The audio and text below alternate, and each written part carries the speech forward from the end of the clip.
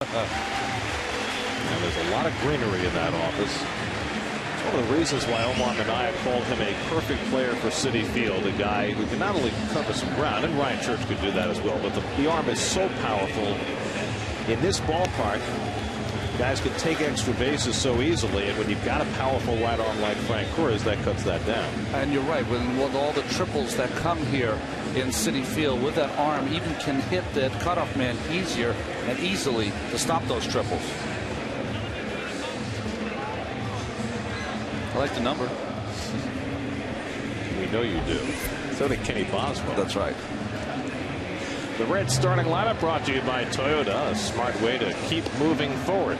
Jay Bruce, who sat the last 2 games in a slump for Cincinnati, back in the lineup in the 2-hole in front of Joey Votto, who is red hot since coming back from the disabled list. Ramon Hernandez, who sat last night in there behind the plate. Johnny Gomes, who's torn up lefties this year, gets the start in left field. And you see what Brenton Phillips has done against the Mets.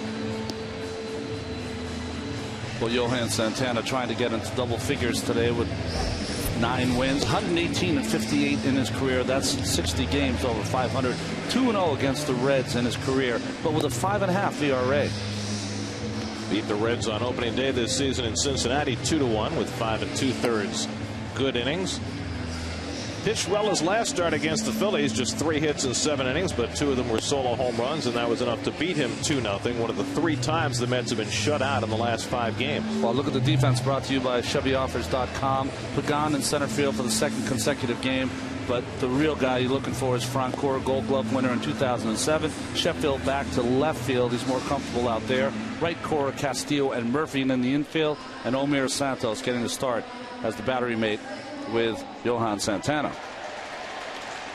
Well, you know that Frank Cruz got to feel a little nervous out there. I mean, he's played here before, and certainly, as he said, he's played in Flushing for his 5 years in the big leagues. But it's a little different when you play for the team that you've been competing against for all those years. Yeah, I mean, he's going to be cheered for here. And you mentioned it, Gary. He said it felt like the first day of school. He couldn't wait to get to Citi Field today.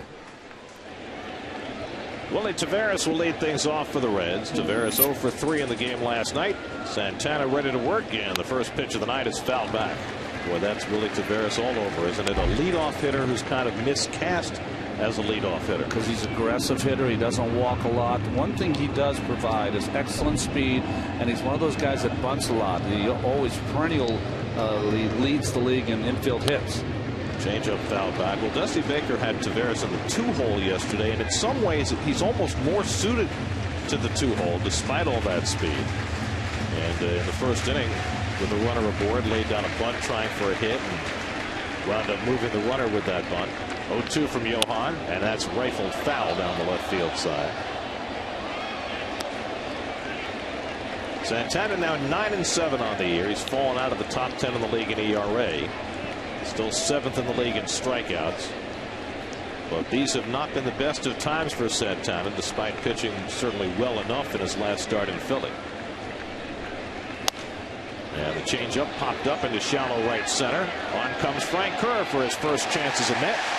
So Jeff getting involved early, and that's the first out of the game. Well, you saw a little bit of how much ground he can cover. That ball was in a place that could have dived in for a hit, but Francoeur closed ground quickly. He is, if there's one word to describe Jeff's game in the field, at the plate, it's aggressive. That's just the way he plays. And we say that football player mentality that Gary and I mentioned. Well, he could have been an amazing football player, very storied schoolboy player. Jay Bruce takes a strike. Well, you know, grew up in the Atlanta area, great high school quarterback, was recruited by 300 different schools, could have gone and played anywhere he wanted to. But the Braves drafted him number 1, and he signed as it's ripped foul by Bruce, and it's 0-2. But it's got to be very different for him because here's a kid who has been a legend in his hometown from the time he was a sophomore in high school. And now for the first time in his life, he's moving away from home. You know, in some ways I think that is going to help him. It will give him some of that anonymity here that he didn't have in Atlanta. And also, I think to go along with the fresh start, I think it's just it's hard sometimes to play in your hometown. Everybody who sees you when you're going bad is giving you advice, how to hit, what to do. Bruce goes down swinging on the fastball, 93 from Santana, and he's retired the first two. Well, good fastball in their first meeting. This is where he struck out Bruce, and those pitches up in the strike zone, and really just throws that by Jay Bruce. So 2 out and nobody on. Now Joey Votto, who's riding a 13-game hitting streak after hitting an opposite field home run in last night's game off Fernando Nieve. Votto now with 11 home runs for the year, hitting at .357 as he yanks one foul. Well, the left-handed number 57 had a pretty good game last night in the Bay Area, didn't he? First no-hitter of the season. Jonathan Sanchez, who had been banished to the bullpen, only was starting because Randy Johnson went on the disabled list, and all Sanchez did was throw a no-hitter without walking anybody. Missed by one batter of being a perfect game, an error by the third baseman Juan Uribe in the 8th inning. And it was the first game his father had watched him as a professional, which is pretty amazing. Maybe that's why. Fouled away, and it's 1-2. I'd be more apt to keep that around for a few weeks. I'd say so. First Giants no-hitter since John the Count Montefusco in 1976. Second Puerto Rican-born left-hander throw a no-hitter, Juan Nieves for the Brewers in the 80s. And the last left-hander to throw a no-hitter for the Giants, Carl Hummel, 1929. 80 years ago. So, left-hander, number 57, initials JS. Who knows? 2-2 to Votto. And so much for that. 2-out single for Joey Votto. And he's got a 14-game hitting streak. And the Mets continue their 48-year tradition of not throwing a no-hitter. Well, this is the Jonathan Sanchez no-hitter last night. Well, this is the error by Juan Uribe at third base. Could not come up with that play. And then this is the drive by Kuzminoff that Aaron Rowan in center field. I mean, this has got to be about as good a catch as you're going to see to save a no-hitter. You and I were talking about a few before the game today. And then his backdoor curveball, the pitch he had all night against the right-handed hitters, and the no-hitter for Sanchez and his family. A great moment for Jonathan Sanchez. Hit hard toward the middle, and a base hit for Brandon Phillips. Votto goes to second and pulls in there. And so back-to-back 2-out hits for the 3 and 4 hitters, Votto and Phillips. And the Reds have 2 men on. We're talking about great catches to save no-hitters. The one I remember is you look at the base hit for Phillips. Just a high change about over the middle of the plate, and we talked about it, that this team Cincinnati is ready to swing. Not even when they get to the plate. On the on-deck circle, they're ready to swing. Very aggressive team. The one I remember is Rusty Greer making a play in center field, which I think was the last out of Kenny Rogers' perfect game. It was the last out, and the one I remembered was Juan Nieves. We mentioned before he was the first Puerto Rican-born left-hander to throw a no-hitter. Robin Yount in center field made a great diving catch. I'm not sure that was the last out, though. Well, here's Ramon Hernandez, the Cincinnati catcher, with 2 out and 2 on. Hernandez hitting at .252. He's been hot with the bat lately, and did yeoman work for the Reds playing first base while Votto was on the disabled list for much of the month of June. And with Hernandez, who's now 33 years old, that may pay off for the Reds in the long run. And you save your catcher a little wear and tear early in the season, might keep him fresher for later. They also found a diamond in the rough in Hannigan, who's really played well and had a hit last night. And they also say that Hernandez did a great job defensively at first base. The guy has been a catcher his entire career. Spent the last 2 years in Baltimore before being traded to the Reds during the offseason. Fouls it back 1-1. Well, he's always been one of your more athletic kind of catchers anyways. Not one of those big plodding guys. Although he is a big guy, but he's always showed a lot of dexterity behind the plate.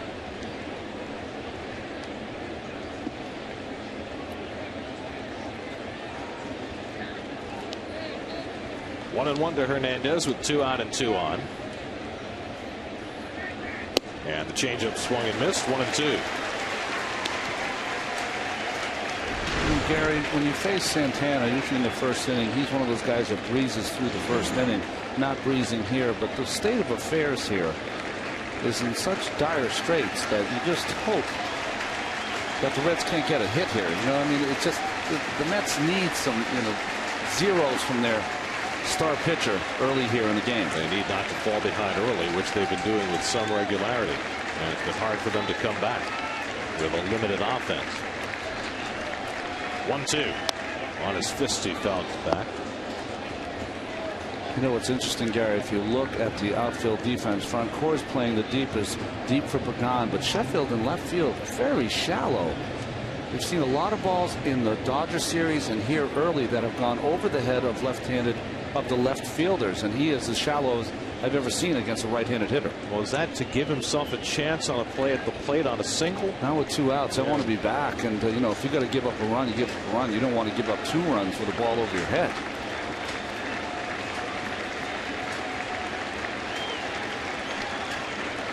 Santana ahead 1-2. And Hernandez lays off the changeup. 2-2.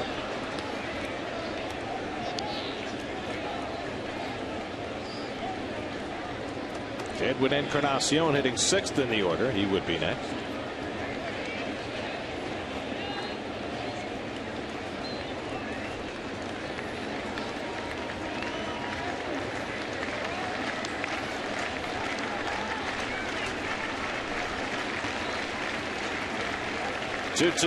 Castillo made a run to the bag. The pitch thrown and hit to center field, where Pregame is chased back near the wall to make the catch. Ramon Hernandez hit it 407 feet. And Angel Pregame retreating to make a terrific play right up against the wall to save Santana and the Mets a couple of runs. Pregame will lead off with no score.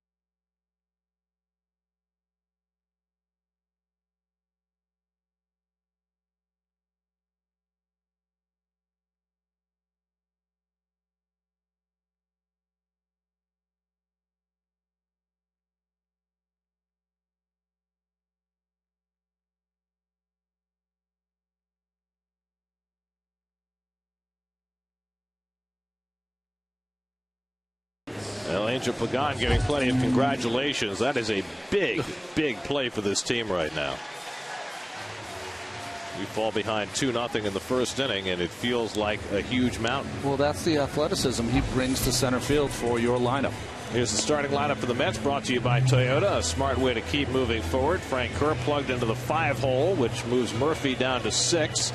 Luis Castillo hits 2nd. Alex Cora drops to 8th for only the 3rd time this season, as the Mets, who have been shut out 3 times in the last 5 games, go to work on Johnny Cueto. Well, Johnny Cueto, 8-5 this season, was having an all-star first half.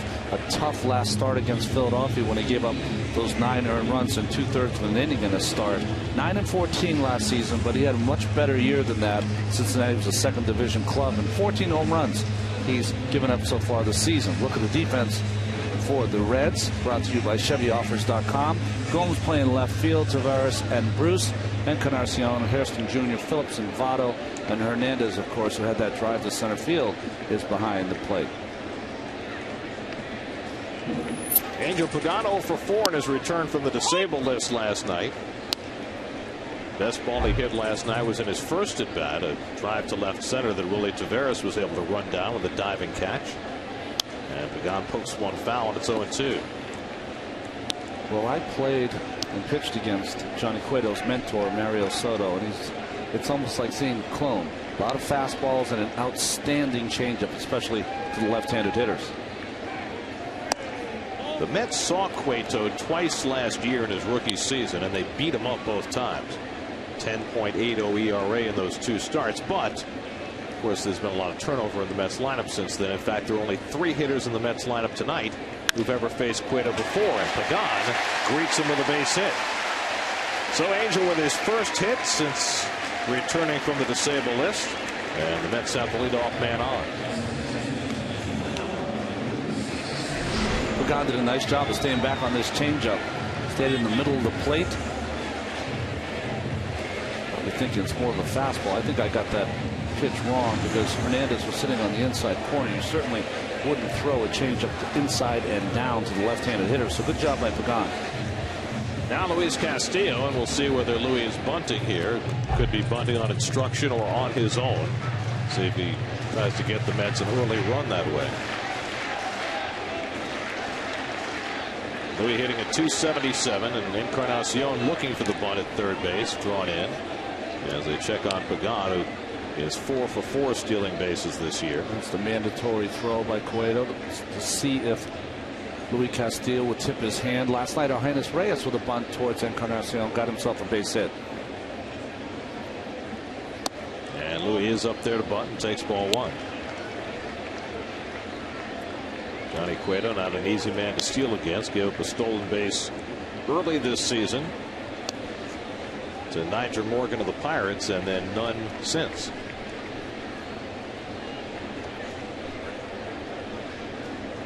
See how Joey Votto, what kind of break he makes from first base.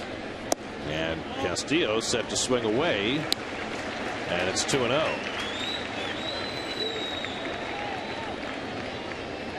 That's a great job by Louis. You know, it's not that he's swinging away. It's that it's 1-0. He's definitely going to take the pitch. So don't take it bunting. It just gives the defense another thing to think about. And now it's 3-0. And if you're Cueto and you're young and you're in your second full year and you're just coming off pitching only 2/3 of an inning, giving up 9 earned runs in the first inning, your mind is racing right now on the mound. How am I going to get through this first inning? I'm starting to get in trouble already. And he walks Castillo on 4 pitches with Louis trying to give him an out. Cueto instead passes him. Well, it fell apart so quickly for Cueto in Philadelphia in that last start. Jimmy Rollins got aboard to start the game. Shane Victorino had a 2-run homer. All of a sudden, you got 45,000 people going crazy, and the inning just collapsed on Cueto, who walked 3 and gave up 5 hits en route to 9 runs. Now David Wright will try and make something of it. First and second and nobody out. David went 0 for 4 last night after back-to-back 2-hit games. Mets managed just 4 singles last night, and they've already done something tonight they couldn't do all of last night, and that's got a runner to second base. As Wright takes it low, and Cueto having trouble throwing strikes. That's 5 in a row he's missed with. Well, in times past, when David's been on a hot streak and has the ability to hit the ball at the ballpark, you'd never move your runners. But really, not that first pitch, they were not holding Pregame on, and he can get as big a lead as he wants. Before the second pitch, Brandon Phillips was standing right behind second base. It's like attention to detail for teams that are not performing well. It's so evidenced here. You know, Phillips is supposed to keep him close, and at the last minute dart to his position. He's not really doing that. You can tell that he's not putting the kind of effort you'd want to hold the runner. He gets as big a lead as he wants. And Wright fouls one off his foot. 1-2.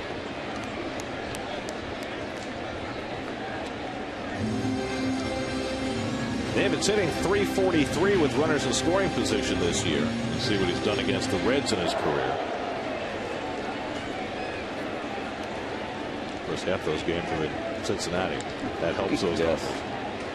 What a great hitter's ballpark, and particularly a home run hitter's ballpark that is. Now Cueto just looking for an out, a hit on Wright. 1-2. And David fouls back the fastball at 95 from Cueto. And they just got some good arms. Arroyo, of course, with a nice job last night. Aaron Harang has pitched under tough luck all season long. Edison Volquez, who's out with the elbow problem, great arm, and of course Johnny here. Well, the Reds are in the top half of the National League in pitching, despite playing in a hitter's ballpark. I'll tell you something. Slider misses, and it's 2-2. But don't forget about the catcher Ramon Hernandez. A nice guy to have with a young staff. He worked with, of course, Tim Hudson and Barry Zito, Mark Mulder. So.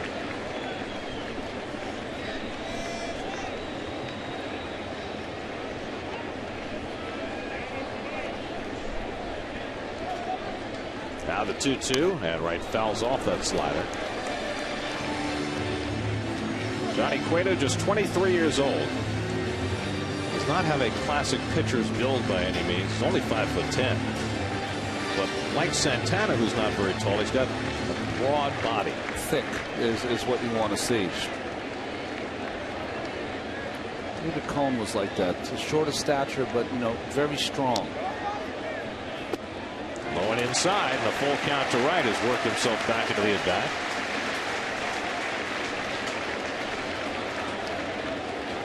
Dusty Baker and his pitching coach Dick Cole. He's already in the top step. Dick Cole is ready to go out. 3-2 to right. Would you consider putting Pagan and Castillo in motion with nobody out? Not going. And right bloops one into shallow right field. That's going to fall into and out of the glove of Bruce, and the runners will advance one base. Jay Bruce making the sliding attempt. Got glove on the ball, but it flipped right out. And David Wright has a base hit to load the bases. And Bruce comes up holding his wrist. Well, he fell at a very awkward angle, and I'm hoping it's not really severe, because see, it's swollen up already. Well, they just showed the replay to the crowd, and the crowd just oohed and awed watching his wrist bend back. That was not nice. A little slider on the outside part. Right gets on the outside part of the bat, off the end of the bat, and you can see the wrist here. Ooh. The human wrist is not meant to bend in that fashion. And you can see he grabbed it straight away. All that weight of his body almost entirely landed on that wrist. And he will be done for the day. Pagan can't do that, by the way. If he had come up with that on one hop, he could have forced Pagan on the third base, because you're not going to tag up on that play anyways if he makes the catch. So Jay Bruce, who has been struggling so mightily that Dusty Baker took him out of the lineup for 2 straight days, now forced out of the game in the first inning, and they will take him and have x-rays as quickly as possible on that right wrist. Hopefully you can see it's not bent at an awkward angle. That's a good thing, and hopefully it's just maybe a bruise or a strain. Good young player as Jay Bruce is struggling through his second season.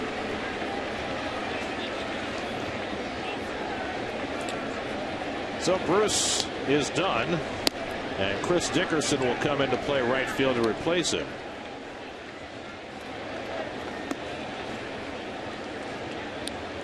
And meanwhile, Dick Cole will take the opportunity to go to the mound and talk it over with Johnny Cueto, who all of a sudden is facing a bases loaded, nobody out situation with Gary Sheffield coming to the plate.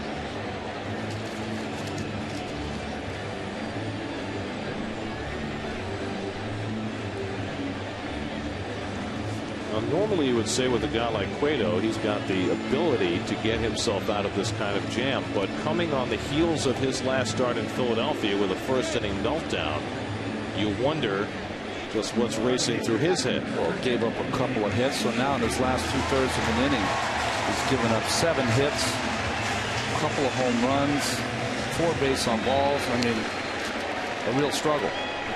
Bases loaded, nobody out. Sheffield to the plate. Gary did not start last night. Appeared as a pinch hitter and lined out.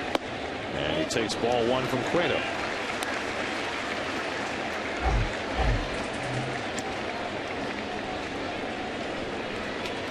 Sheffield with 13 career grand slams.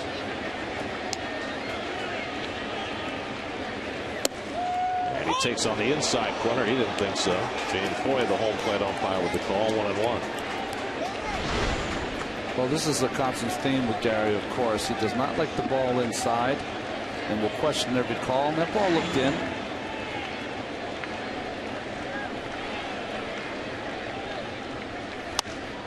Hopped up. Infield fly rule will be called. And Phillips grabs it one away. So Sheffield can't get a run in. And now Jeff Francoeur.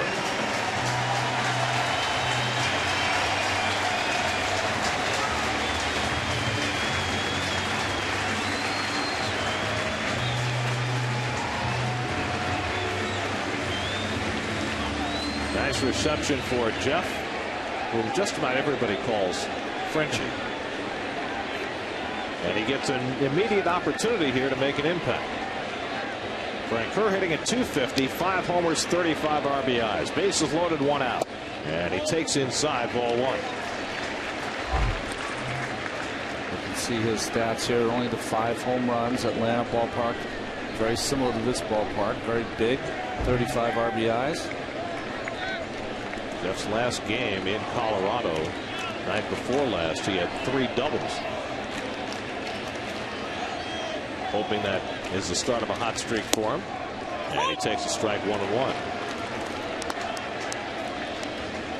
His reputation has always been as a guy who you did not have to throw strikes to in big spots.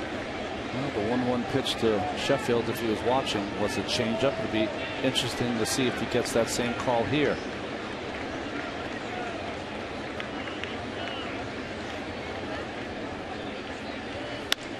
Flares one behind first base. Base hit.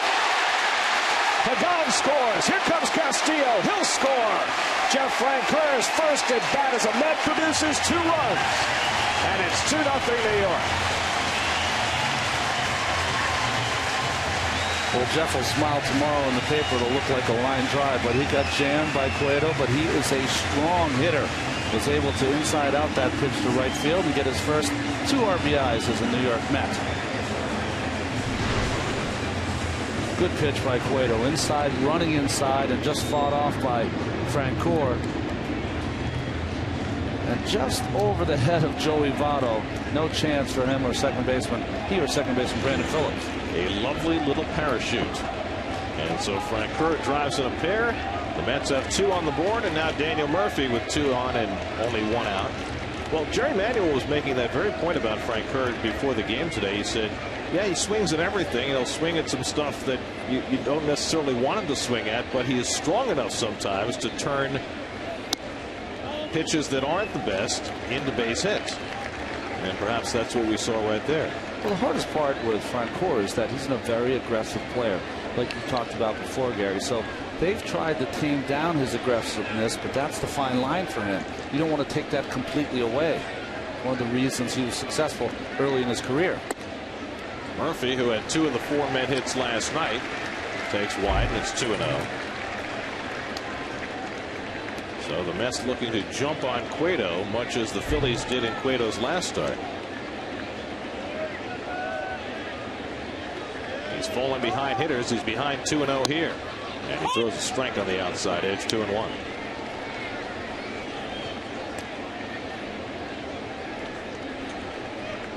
Cueto now 25 pitches deep into this first inning and still only 1 out. This is more of a game where the Mets seem to have a little more rhythm. Is when they're working that starting pitcher, taking some pitches. And of course, so much of that depends on the starter. I mean, Cueto's faced 6 batters. He's thrown a first pitch strike to only 1 of them. When you're throwing that first pitch strike, it's a little hard for a team to work you the way the Mets would like to. Dusty Baker with the ever-present toothpick. Murph's got to think he's going to get a 3-1 fastball down the middle. And instead it's outside, ball 4, and the Mets again have loaded the base. Second walk of the inning issued by Cueto.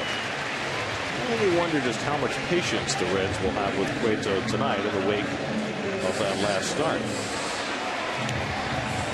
Dick Cole, there's Dick Cole, the pitching coach. Dusty Baker, I'm sure, are thinking about it, and they've thought about it enough. There they go to the phone. So here's Omar Santos, who already has a grand slam this season. But Santos in a big-time slump right now, just 2 for his last 28. And he takes a strike on the outside, 0-1. Now listen, folks, no, this is not a Johnny come lately. This is Johnny Cueto. He was having an all-star first half.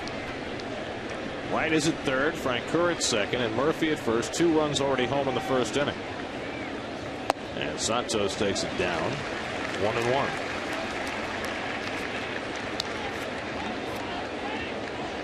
Well, over the last few years, the Mets have been a team that will attack you in the first inning. Of late, that had gone away, and the shoe had been on the other foot.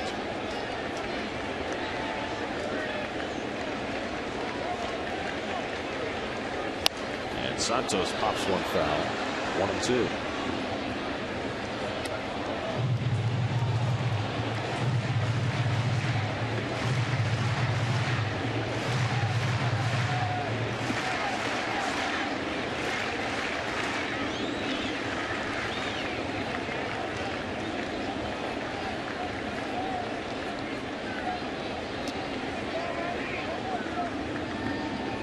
Santos fouls it away. Cueto having to expend an enormous amount of energy in the first inning. Looking very puzzled. I'll tell you, that lasted 2/3 of an inning. You think about it your next start, because you don't want to repeat that kind of performance, and he's having that right now.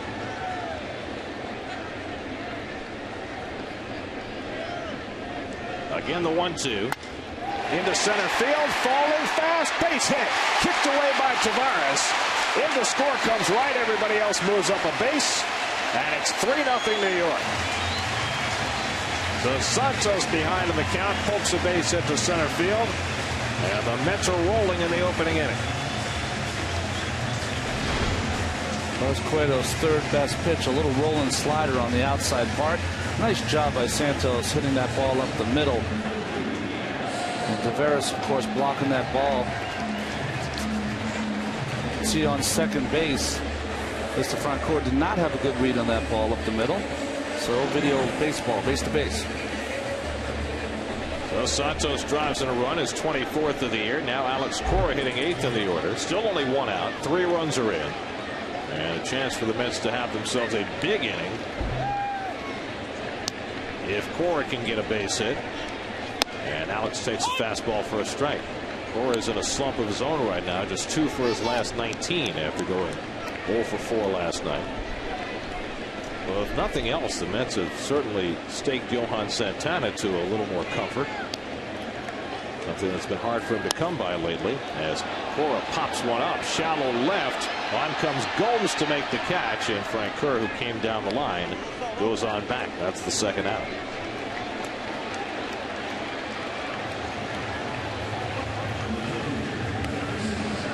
So 2 out, the base is still full, and now Santana will get a first inning at bat. Maybe Santana can turn the tables for last year. Felix Hernandez for the Seattle Mariners at Shea Stadium with a grand slam home run in the first off Mr. Santana. Maybe can turn the tables on someone. Johan has never had a big league home run in 134 at bats.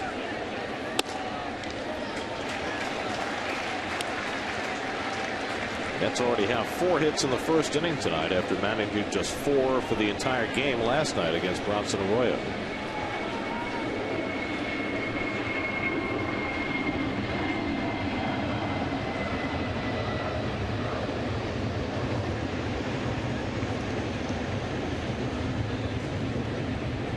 A moment ago, we just saw Cueto step off. Always very awkward with the bases loaded when a pitcher's pitching out of the windup for him to step off. It really almost looked like a balk to me. Kind of stumbled off and then step off.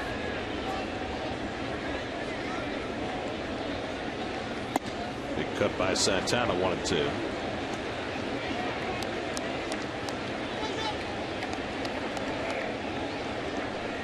Cueto has already thrown 37 pitches in this opening inning. 1-2. And Santana pokes one foul. Well, in Santana's last 7 starts, 4 times the Mets have scored 1 run or less. So it's a bounty for Johan to be staked to 3 early runs.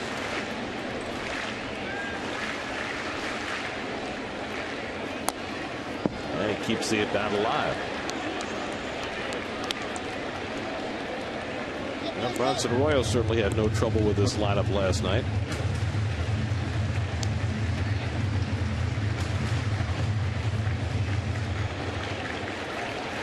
Never know what the next night's going to hold. That's right. It's the beauty of the game. 40th pitch of the inning from Cueto. And he ties up Santana, who goes down swinging. That ends the inning. The Mets put up a 3 spot in the first inning. Jeff Francoeur driving in a pair of runs in his first Mets at bat. First run of the game brought to you by Dunkin' Donuts. America runs on Dunkin'. The Mets bat around in the first and score 3. There's Francoeur right in the middle of it.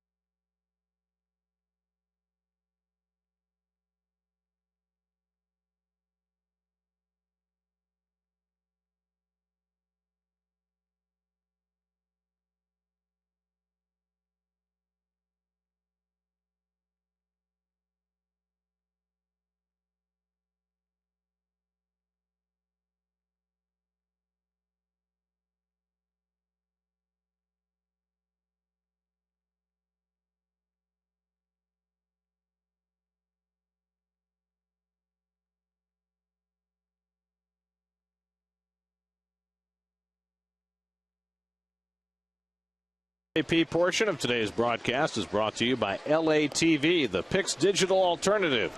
Check out the variety LATV has to offer. Second inning, the Mets with a 3-0 lead. Don't forget, Johan Santana was an Angel Pagan catch near the center field fence away from giving up a couple of runs in the top of the inning, but now he's got himself a 3-run lead. Edwin Encarnacion leads off and takes ball 1. Encarnacion recently back from 2 months on the disabled list with a chip fracture in his ankle. 1 for 4 last night with a double. And he takes a strike 1-1. Encarnacion 4 for 5 with a couple of home runs against Santana.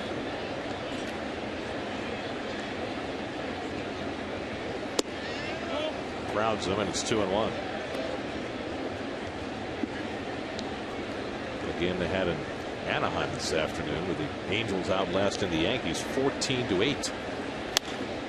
In the air to left field. Sheffield is there. 1 out. Meanwhile, in Philadelphia, the Pirates, with 3 in the first and 2 in the second, lead the Phillies 5-0. Home runs by Garrett Jones, Delwyn Young, and Andrew McCutchen. And that's Mr. Hamels. He yes, continues to have a mystery season. I think he ended up last year, Gary, with the playoffs around the 265 mark, which is a big jump for the young Hamels. Here's the veteran Johnny Gomes, the former Tampa Bay Devil Ray and Ray. That's right. You know, assuming you folks know what I'm talking about. Sometimes I don't know what I'm talking about. 265 as in 265 innings pitched last year for Hamels, including the postseason. Gomes takes a fastball for a strike. Gomes has done a great job this year as a part-time player for the Reds, making his 22nd start.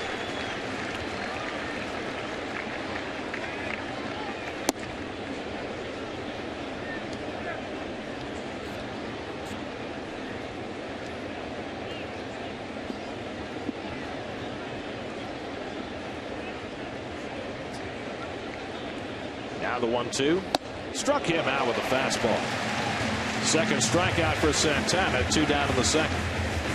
Well, that's a nice sign, I think, when you see the strikeouts start to amass a little. 2 strikeouts here and start to get that fastball in, because Johan has really struggled in his last few starts to strike out people like he did earlier in the season. Well, in his first 10 starts, Santana averaged 11.7 strikeouts per 9 innings. In his last 7 starts, just 4.4 strikeouts per 9 innings. That's a huge difference. There's Jerry Hairston Jr., and he takes the fastball in tight. Now, part of that is a little diminished velocity over these last 7 starts, but that's not all of it. No, it's not. Most strikeout pitchers strike out hitters because of stuff. I believe that Johan Santana has stuff also, but he strikes out hitters now because of his location, and that's been off the past few starts. Falls behind on Hairston, the number 8 hitter, 3-0. I mean, that's just a stark difference.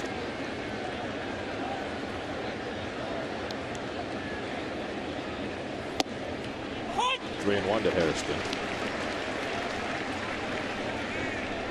This pitching coach, Danny Worthen. You know, it's got to be interesting to work with a superstar pitcher, because at some point they're really their own pitching coach in a way, and I think you work around a superstar's pitcher's kind of mechanics, because he came here, of course, and already had many years of success, so he kind of knew how to work things when he gets in trouble, but you have to be there in case they get way off track. Old foul down the left field side. And I guess the question is, as a pitching coach for a veteran star player like that, when do you step in and when do you hold back? I think it's like anything else. You really have to have the lines of communication open so that when you have to, it's a quick transfer. You know, you can make that transfer very easily. There's a lot of how you feeling, big guy, you know, you've been missing a little bit on the inside with your fastball. Do you feel all right with that? No, I don't. I think I'm a little lost. That's when you go to the tape. That's when you go and work on the side and try to right that.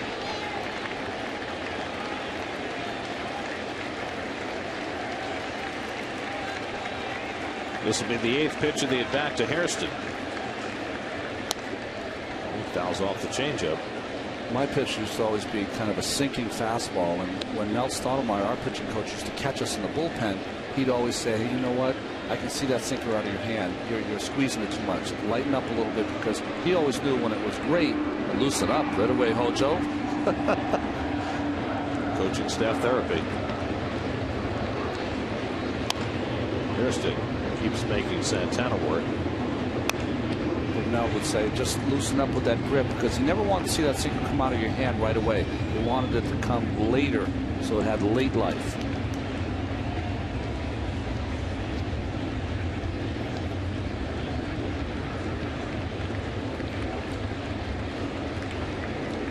Now a 10th pitch to Hairston. He pulls another one foul. This is an Alex Cora kind of at bat. Well, it's one of those at bats where, as a number 8 hitter, you're trying to clear the pitcher spot. But even if you don't do that here, you've done some damage in terms of the pitch count. It's getting up near 40 pitches now for Johan Santana. Cueto on deck. Just now taking off that pullover as the 11th pitch comes to the plate. Is that because he's ready to go back to the mound, or he's feeling more confident about Hairston getting on? It'd be interesting where his bet lays, right? 3-2. Line to center. Pagan comes in. Side retire.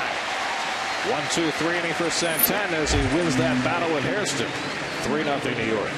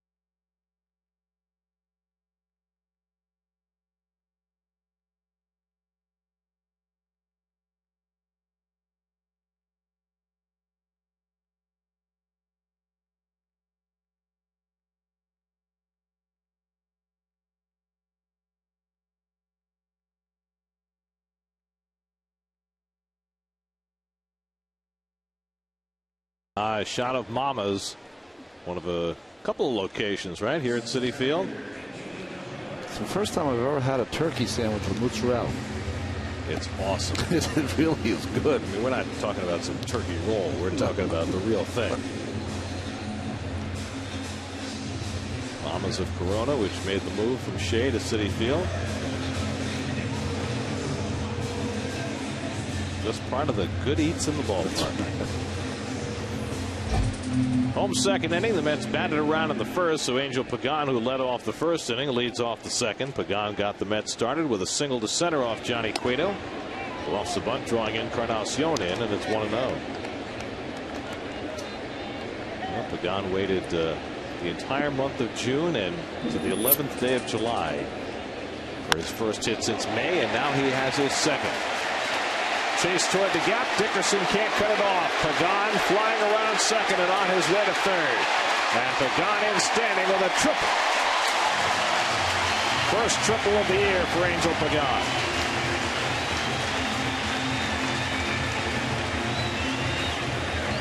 When Jerry Manuel was talking about Angel Pagan, he said he could be a real igniter for this offense because there's a lot of things he can do. Hit line drives. He's got a little bit of power. But also here with those legs and that great speed, able to start the inning with a triple, cutting those bases.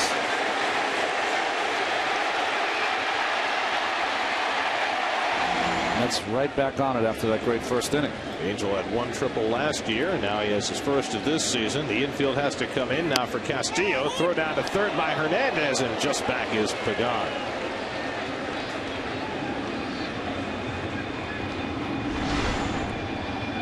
We can see Pagan coming way down that line. Hernandez has got an excellent arm gunning this down. The most interesting thing about it, just missing Pagan at third base. The most interesting thing about that play is always if the runner never slid, the ball would hit him in the back. But I guess no one wants to get hit in the back. It's painful. And it might not be productive either. Because the ball just hits you and dies there. You're not going to score anyway. So why endure the pain? Razor shines right on top of things. Castillo lines one into right field, a base hit. And Pagan trots home with the fourth New York run. RBI for Luis Castillo, his 18th of the year, and it's 4-0 New York.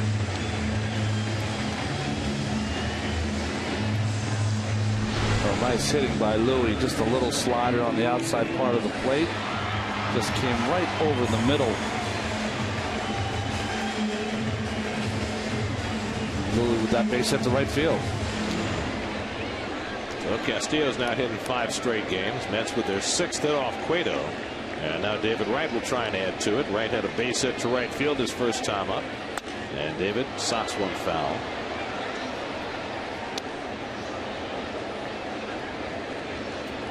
Well, the Mets before tonight had scored just 10 runs total in their previous 7 games. But they have come out and put it to Johnny Cueto early. Taking pitches, working counts. They've had a couple of soft hits along the way, but they have made the most of each at bat. And for a team that is power starved these days, this is the kind of game they've got to play. 2-1 now to Wright.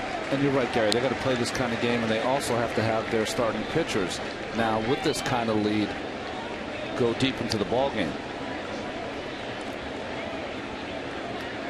I think I saw some action in the Cincinnati bullpen.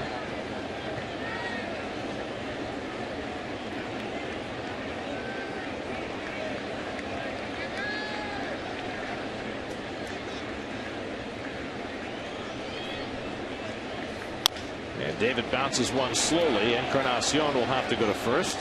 And Wright retired for the first out of the inning as Castillo moves up to second.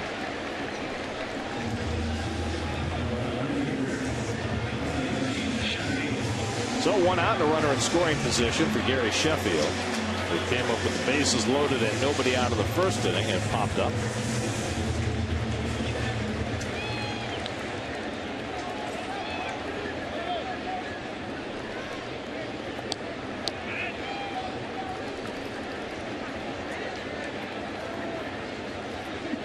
One thing that the acquisition of Jeff Francoeur will do, in addition to the activation of Angel Pagan last night, it's going to reduce the playing time for Gary Sheffield, and that's a good thing because the Mets have been far too reliant on Sheffield and his 40-year-old legs. Now he'll play 3 games out of 5. At least that's what Jerry Manuel's figuring.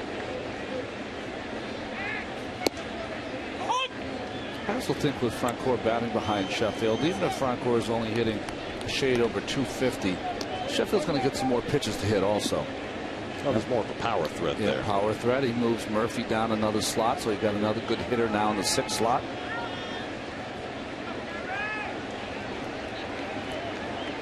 Well, the developments of the last 2 days at least give the Mets lineup a little more depth with Pagan activated and Francoeur acquired, and a nice grab there.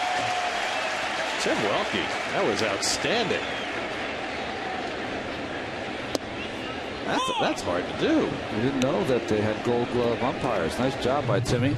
Good umpire. He even got a hand from the crowd. He did. Watch his play.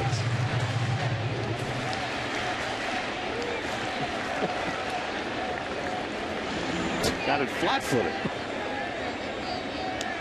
That piece of paper is out. 1-2 to Sheffield.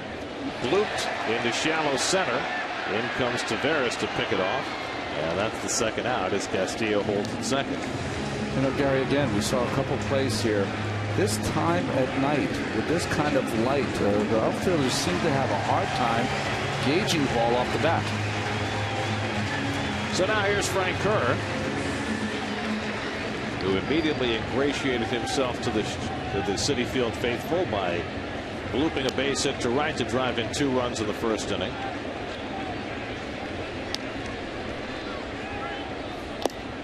Takes in the dirt for ball 1. I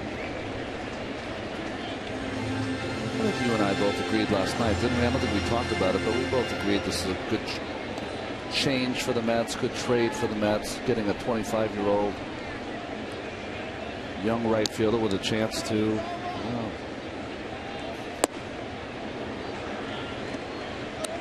just to hit in the first inning, just that sinker in on his hands.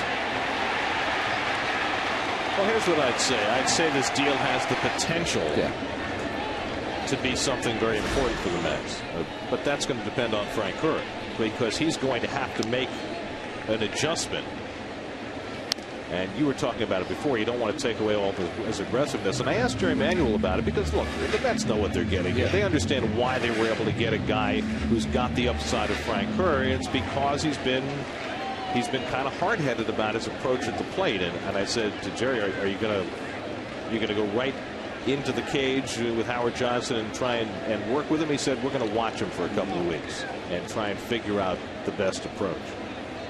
He said, in a perfect world, we won't have to do anything. They'll get hot, and they'll stay hot. But, you know, there's a reason why Frank Curry has struggled the last couple of years. And I think that's very smart of Jerry and his staff. Just let him show you what he can do and get a feeling about his talent. And it also allows Frank Curry not to be coached for a couple of weeks. He can just relax and let that talent flow.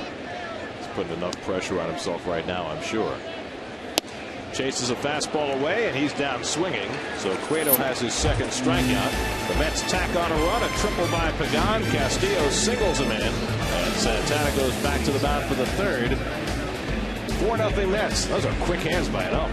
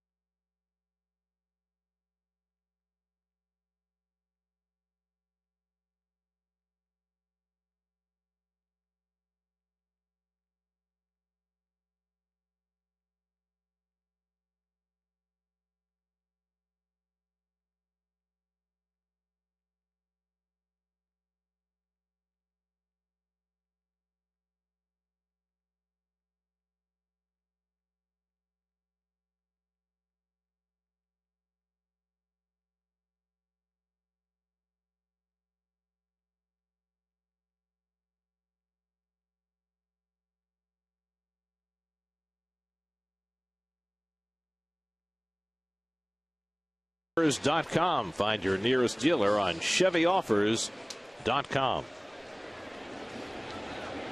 Third inning at Citi Field. The Mets with a 4-0 lead, and Johnny Cueto leads off, takes a strike from Santana. Cueto has 4 hits this year.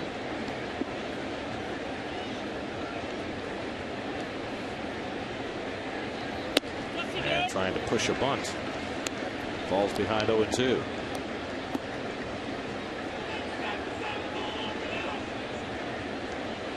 Santana allowed 2 singles in the first inning, then got handed the lead and fashioned a 1-2-3 second.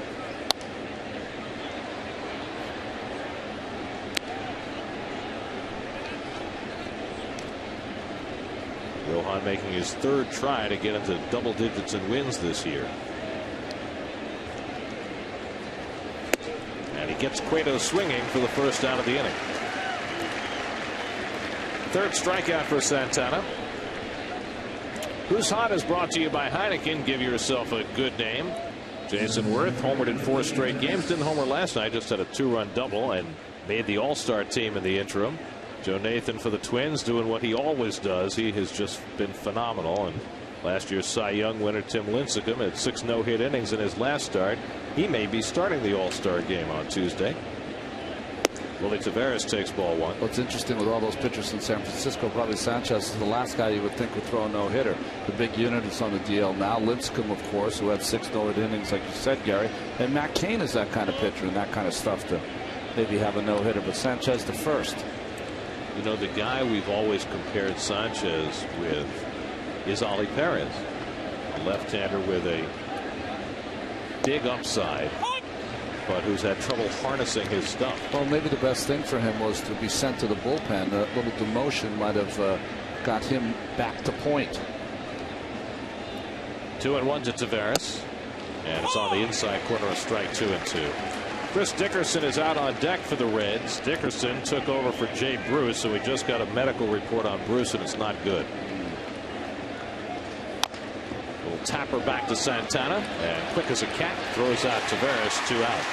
The word on Jay Bruce is that he suffered a fractured right wrist. It's awful. I hate to see it for the young right fielder. All that weight of his body just right on that wrist, and you could tell by the way he went to hold it that he had really hurt it bad. And Jay Bruce is just 22 years old. Came up with such fanfare last year for the Reds, had a whole bunch of home runs for them, and he's got 18 home runs this year, but had seen his batting average fall below 210, and now obviously is going to miss a considerable amount of time with that injury. Well, this season they thought he was going to be a guy with a high average and also give you the power, but he really turned into a guy they traded away, Adam Dunn. It's interesting. Without the walks. Without the walks. So Dickerson, who started last night, probably is going to see himself get a whole lot more playing time, trying to hold that swing, and he did not go around. Jim Reynolds with the call. 1-1.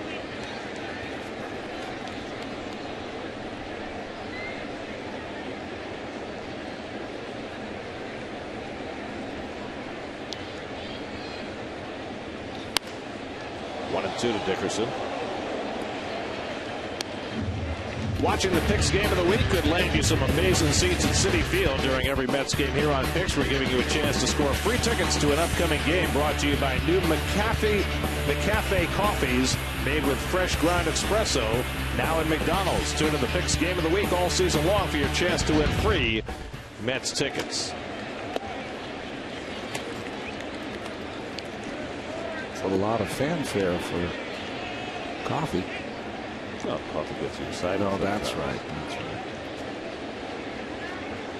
I'm trying to calm myself now. Dickerson hits one to deep left field. Sheffield going back. This is over his head. And one bounce against the wall. Dickerson pulls into second base with a 2-out double. So Dickerson getting a chance to play with the injury to Bruce, and hits one well the other way. We saw that at bat. He was trying to work Santana the other way. That was supposed to be an inside fastball. Johan missed over the middle of the plate. And Dickerson just has all the tools, doesn't he? You got to drive that ball off the one hop the wall and left field.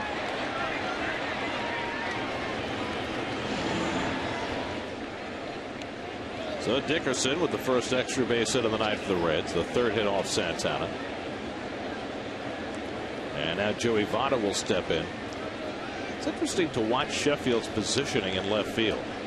I mean, Votto hit an opposite field home run last night, and Sheffield is playing him like he's a pitcher. I don't get it. Yeah, I really don't get it. I think that in this ballpark, I would want Gary to work deep and work his way in. Well, particularly with the difficulty that Gary's had going back on balls. He's had so many balls hit over his head because he's just not moving well in that direction.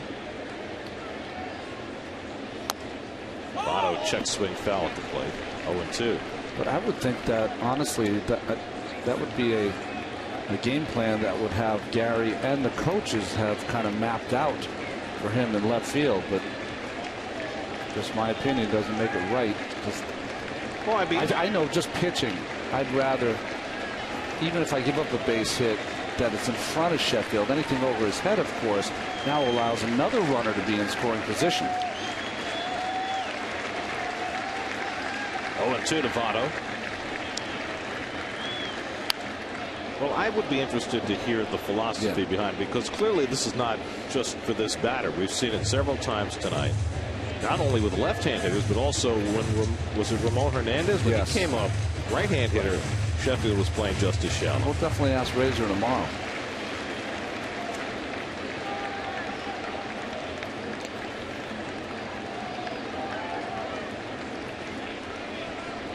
Again, the 0-2, and Votto pops one up. Shallow left center. Turns out Sheffield was in a perfect spot, at least this time. And that retires the side. Pitch him in.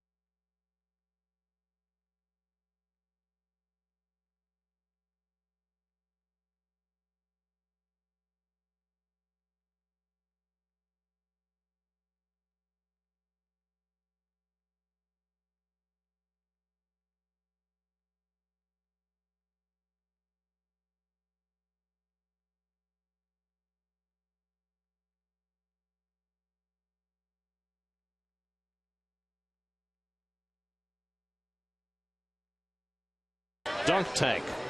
Some of the traffic out there in center field. There's the dunk tank.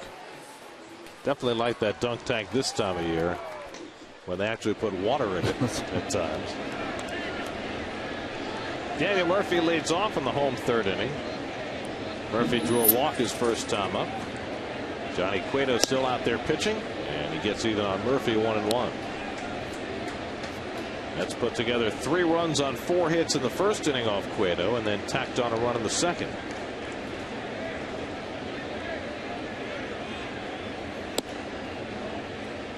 Two and 1 to Murph. Just to put in perspective what the Mets have already accomplished offensively tonight. Before tonight, the Mets had played 18 games since Carlos Beltran last played. In those 18 games, the Mets scored 3 runs or less 13 of the 18. But tonight they've put up 4 runs in the first 2 innings. It is an embarrassment of riches. And Murphy down swinging at the fastball, and Cueto has his 3rd strikeout of the night. 1 out in the 3rd. Well, this is more of the pitching that you usually see from Johnny Cueto. Last year struck out 158 batters in his rookie campaign. Now Omir Santos, who singled the center to drive in a run in the first inning.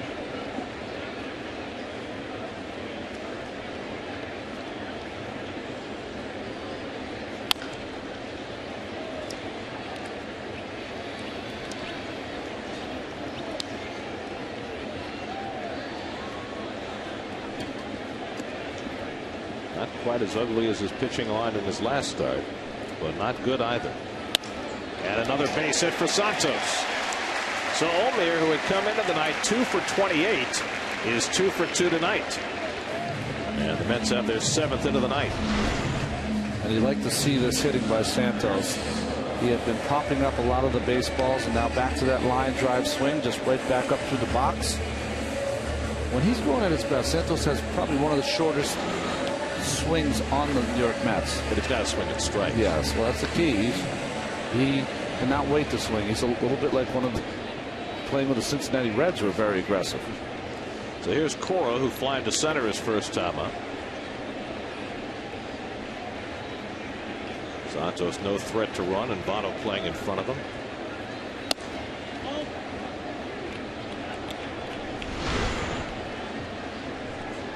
Yeah, beautiful. You see how the contact is in front of the plate. That's where you want to have that contact when it's on the outside part of the plate. Well, that was more down the middle.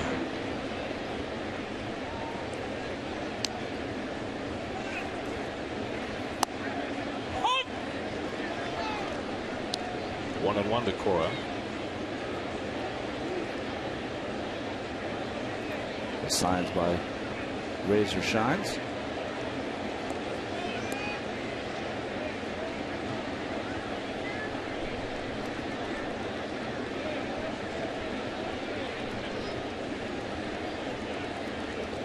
And with Votto playing in front of the bag, you have to go back for that. Well, when you watch a third base coach like Razor Shines, he'll go through a multitude of signs. A lot of times there's some universal signs. They wipe across the Mets chest, would wipe everything off and you start anew. A lot of times the indicator will be the belt buckle or tip of the cap. And just for our younger fans, an indicator is? Well, the key is that the indicator is one sign that tells the batter that he's going to get a sign that's going to be on, whether it's hit and run or bunt or whatever. So once you see that indicator, whether it's go to the belt or go to the hat, that's when you really pay attention and you say, boy, something's going to be on here.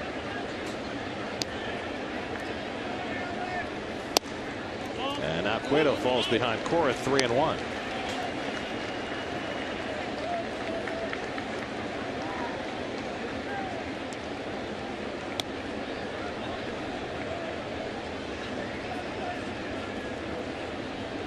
Hard to send Santos here. Moore muscles one out to right, and Dickerson retreating to grab it. 2 away, and Santos back to first base. The reason I'm saying it was difficult to send him there is because he's been so much out of the strike zone. So if he's out of the strike zone, it's going to be a walk anyway. But he has the kind of stuff that he can throw it by Cora, and Cora also is going through a little funk right now. So all of those things add up to, you know what, keep Santos there.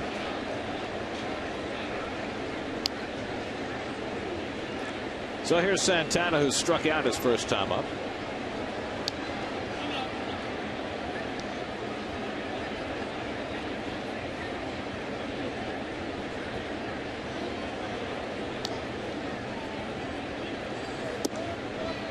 Ball 1 to Santana.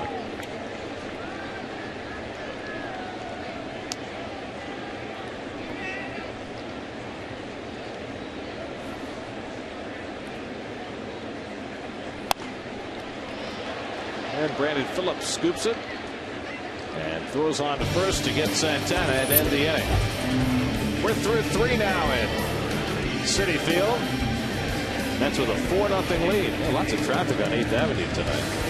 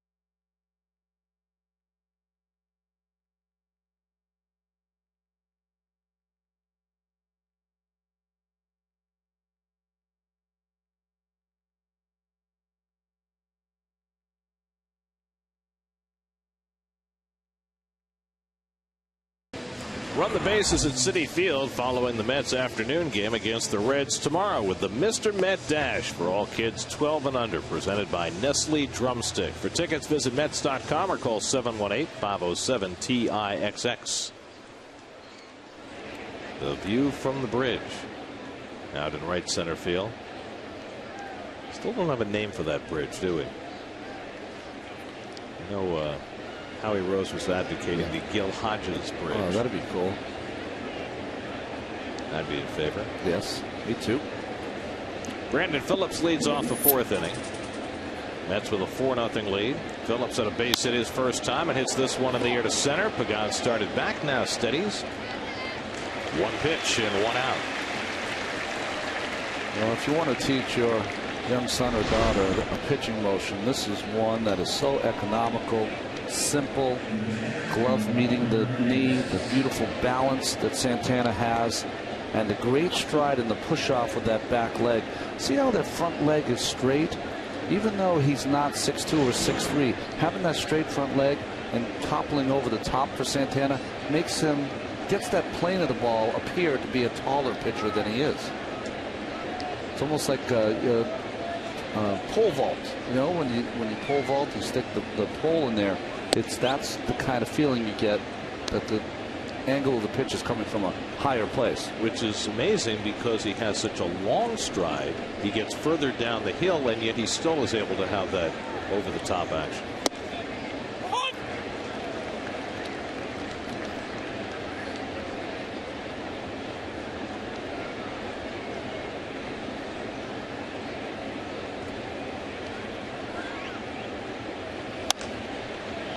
Hernandez lifts one to right field, and Frank Kerr right there. 2 out. Well, the key for Santana when you watch him is that not only does he have great balance, but he really uses his legs. And you can see right there that knee is just really stands as tall as he can. Great stature. And then he kind of jumps onto that front foot and catapults over it and gets in that good position. That is why, even though with that long stride, he can still stay on top of that ball. And he also does one thing better than any pitcher I've seen in a long time. He releases that ball out in front and repeats his motion as well as any pitcher in baseball. I think if you look at a reliever, Mariano Rivera repeats his motion better than anyone as a reliever. Santana's about that good as a starter. Well, is it harder to do that when you're throwing 100 pitches a game as opposed to 15? Well, absolutely. It's harder, and it's also harder when Rivera throws 1 pitch, and Santana's got to throw 3 different pitches. Encarnacion flying to left his first time up. And he hits this one to center. Chasing Pagan back. Going back. Warning track over his head. And hopping up against the wall. And Encarnacion has a 2-out double. Well, the Reds have 4 hits in this game. They've all come with 2 out. So Santana again denied that 1-2-3 inning. Well, his main nemesis now 5 for 7 off him with a couple of home runs. This double here over the head of Pagan. Is that ball really carried? He's got some serious skills, Mr. Encarnacion, but he has not been able to put it all together. And of course, the injuries this season. There's some wind tonight here at Citi Field, and it's mostly blowing out. A southerly wind. Might have gotten a little boost there. Now Johnny Gomes will try and get a run in. Gomes struck out his first time up. Maybe a little weather blowing in. And Gomes lifts one to left. Fairly deep. Sheffield back onto the track and right at the wall to make the grab to end the inning. Nothing but fly balls. 3 that were caught and 1 that fell. That's a good equation for Santana, who is through 4. We head to the bottom of the 4th with the Mets up 4-0.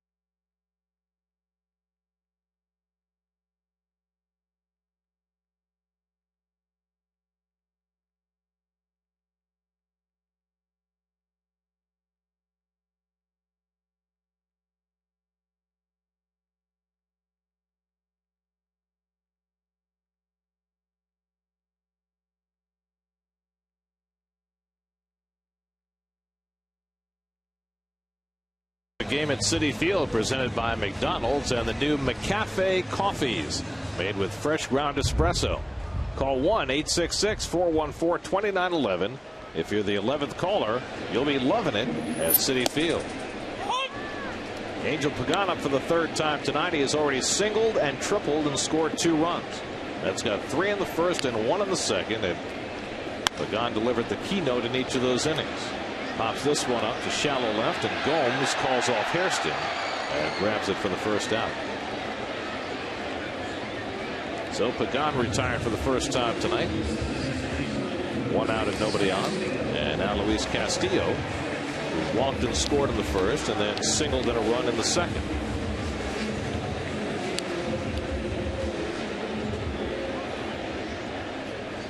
Well, the Mets had a breakthrough tonight with 4 early runs. Now we have to see if they can break a streak that has gone on for more than a week now. The Mets, coming into this game, have gone 7 straight games without a home run or a stolen base. Hairston throws out Castillo, 2 out. The last time that the Mets had a streak this long of games without a home run or a stolen base, you got to go back to 1973. Okay, and the last time any major league team had a streak of 7 straight games without a home run or a stolen base, 1995. 14 years. Very odd. Well, maybe your reverse psychology will work here for Mr. Wright. Well, and end it here. This would be the time to think long ball. 2 out and nobody on. 1995, the last time any team had a streak that long. And 1973, the last time the Mets. Because someone's going to run into one, you would think, at some point. And you get a cheap stolen base somewhere along the line. Well, when the Mets had the streak in 73, 8 straight games, it was a Rusty Staub grand slam against the Padres that broke the streak. And there it is. Well, he broke it in fashion, didn't he? Oh, if you're going to break it, you might as well break it. That's right.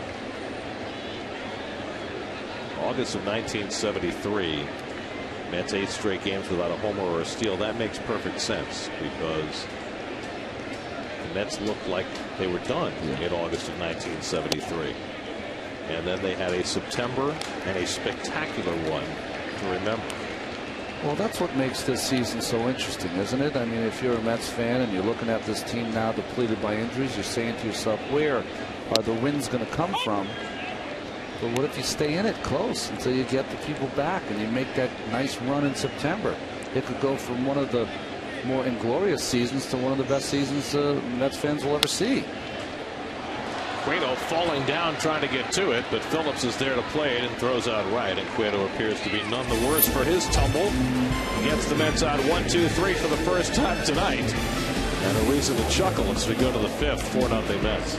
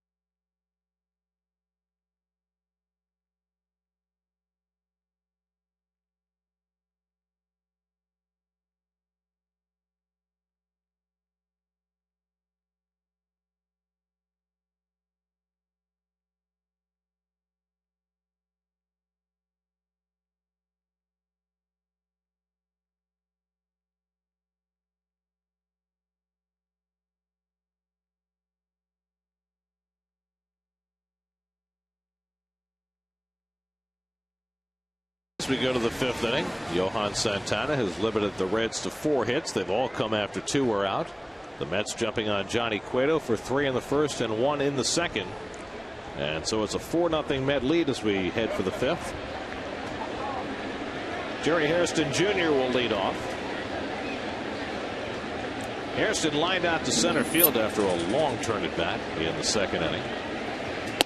Hairston's been playing most of the shortstop for the Reds, with Alex Gonzalez on the disabled list.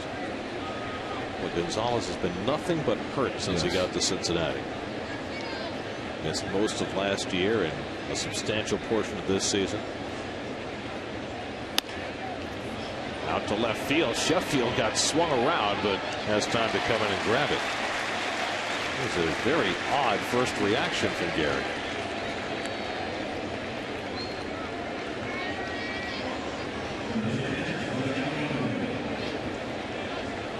So Hairston retired, 1 away, and now Johnny Cueto, who struck out his first time up.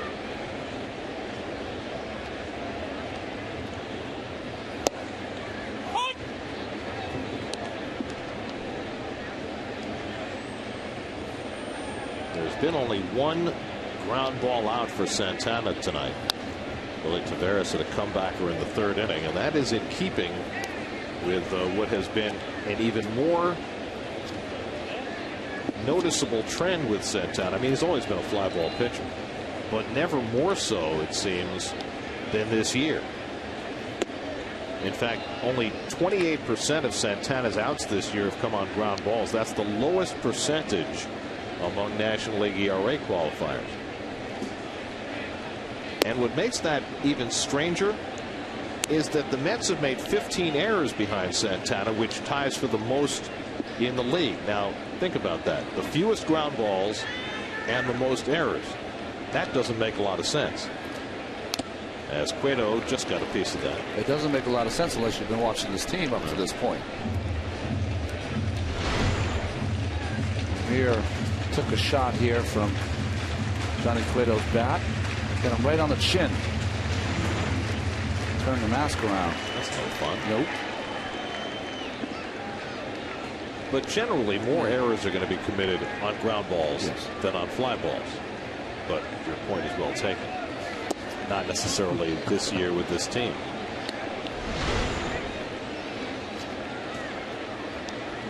It does. When you get hit like that, it almost you open your mouth there because it just shatters your teeth when it hits that mask. Cueto struck out for the 2nd time. That's 4 tonight for Santana. 2 out of the 5th. You got to exercise your jaw to make sure that everything's still intact. So 2 out and nobody on. Now Taveras, who's flied to right and hit one back to the mound. 0 for 5 now in this series. The Reds have been struggling offensively much of the year. They're 3rd from the bottom of the National League in runs scored. The only reason they've been able to keep their heads above water for most of the year is that they pitched so well.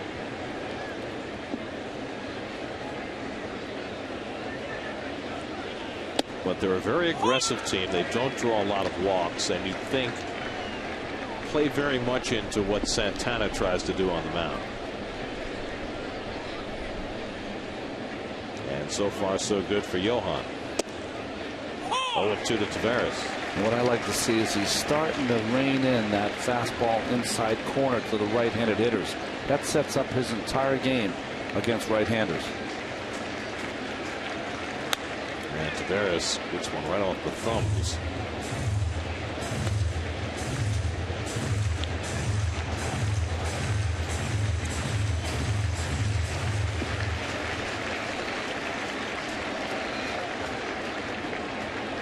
Why not a changeup? Santos said down, and he threw it down. It was nice what Santos did there. He wanted to remind Santana he wanted him to bounce that in the dirt. Don't take any chances. Anything over the plate to Taveras.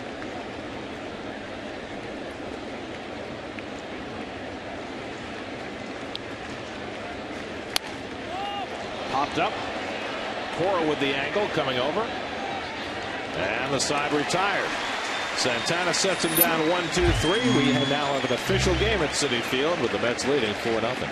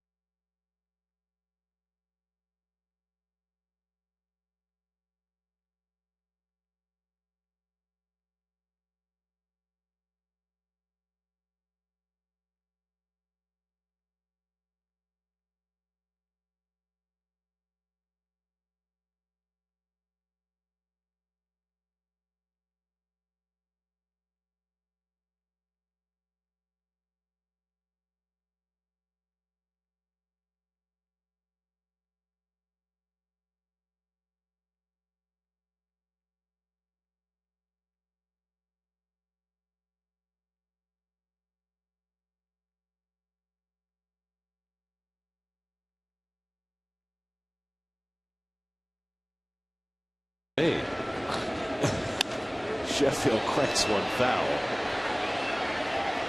I mean, look at that.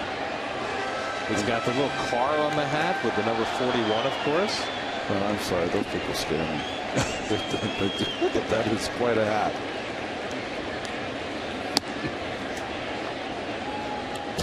I'm almost speechless. I mean, it's got to be hard to get dressed in that, isn't it? You have to make sure not to short circuit yourself.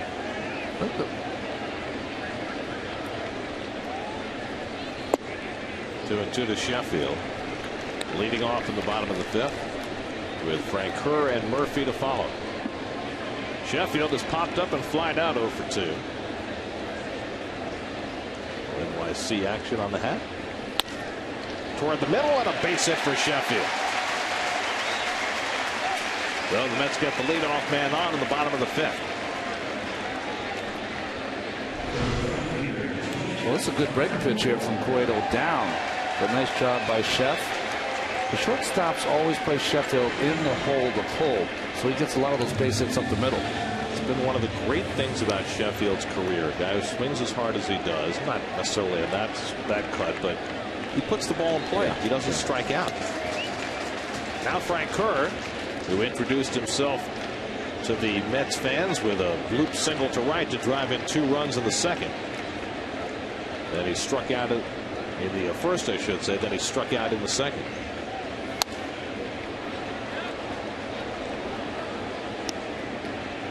Interesting to look at Frank Kerr's numbers this year. He's only walked 12 times. That's about what you expect. But his strikeouts are down. He struck out only 46 times this year, fewer than you'd expect, and over 300 at bats. You don't mind if the strikeouts are down if the average is going up. You want to figure out what you'd rather have, strikeouts or some power. But only 5 home runs so far for Jeff. So his home runs, like Wright's, are way down, but David's average is up, his strikeouts are up. Frank Kerr's average is down, and his strikeouts are down. Well, what he's going to give for this ball club, though, is an accountability and accessibility in the clubhouse. He's a guy that likes to talk to the media, doesn't mind, being around and kidding around. In fact, he had a nice joke about if you wanted to hit home runs for a New York-based team, it might not be in this ballpark. Said he have to go 10 miles away. I think he had the geography almost right. 1-2 to Frank Kerr. So he's already taken his first shot across the bow across town. That'll endear him to Mets fans right there. Gold Glove winner 2 years ago. Since he came into the league in July of 05, more outfield assists than anybody in baseball. Pop up in the foul ground where Hernandez is there. And Frank Kerr retired one away.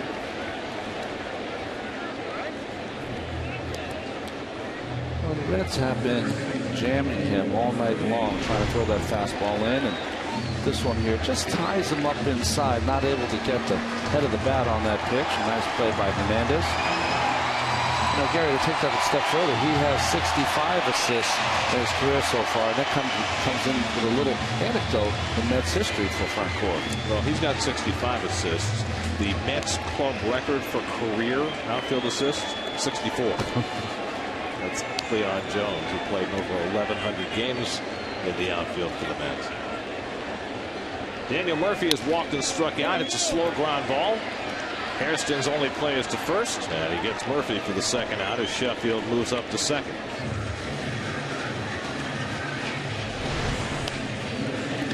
Well, nice play by Hairston as he fields that baseball with a strong throw to first base. Good play by Tim Welke to get out of the way. That's right. You saw how good Welke is without moving, snaring that paper earlier, and then he showed off the wheels. Here's Santos, who's 2 for 2, twice a single to center. He's driven in a run, and he takes a strike. Tomorrow, the final game before the All-Star break. Mike Pelfrey will go for New York, and Aaron Harang for Cincinnati.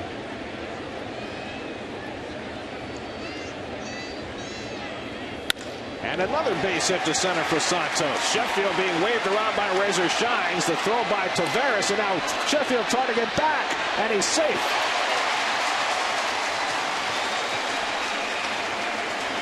Well, Gary approached third base as though he was not intending to try to score. Razor was waving him. He came halfway down and then thought better of it. Well, the thing you do if you're on second base, nice inning by Santos, is that with 2 outs, you just a lot of times assume you're going to run, especially on Taveras, who does not have that strong of an arm.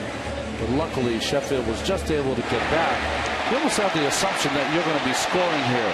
A couple of reasons. There's 2 outs. Alex Cora's coming up, who's struggled in the last few games. And you see here the tag just misses Sheffield to third base. Nice call. So runners at the corners with 2 out. Oh, it's very strange all the way around, I have to say. Santos, meanwhile, is 3 for 3.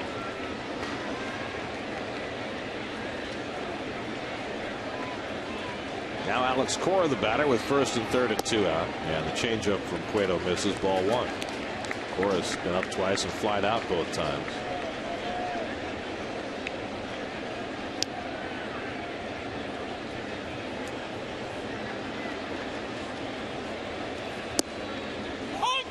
One and 1 to Cora.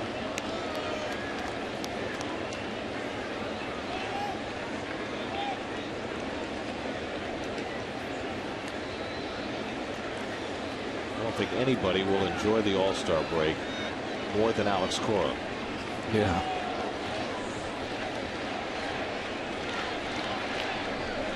He's played a lot and has played well for this Mets team. Came to New York to be a backup player and has spent 2 months now as the starting shortstop. Let's not forget, because he's a tough competitor. He's been playing with torn ligaments in his thumb. 3-1 now to Alex. It's the first one to the ballpark every day. First one on the field.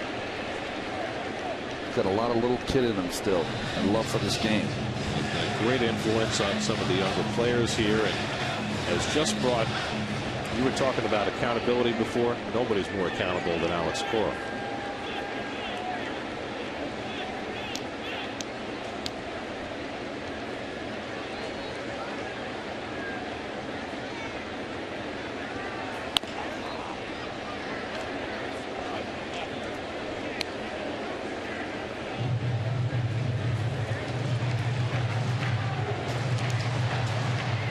Dusty Baker and Dick Cole have had to keep an eye on Johnny Cueto since the first moments of this game. Somehow he's still pitching in the 5th. Santos will run with 3 and 2 and 2 down. 99th pitch of the night for Cueto, and Cora pulls one foul.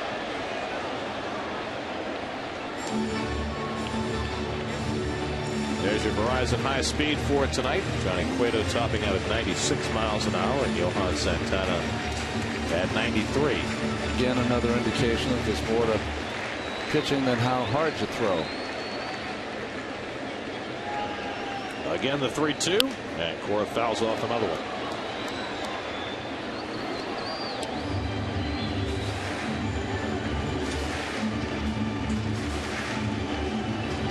Right at 100 pitches now. 40 of those came in the first inning. Well, the Mets batted around and scored 3.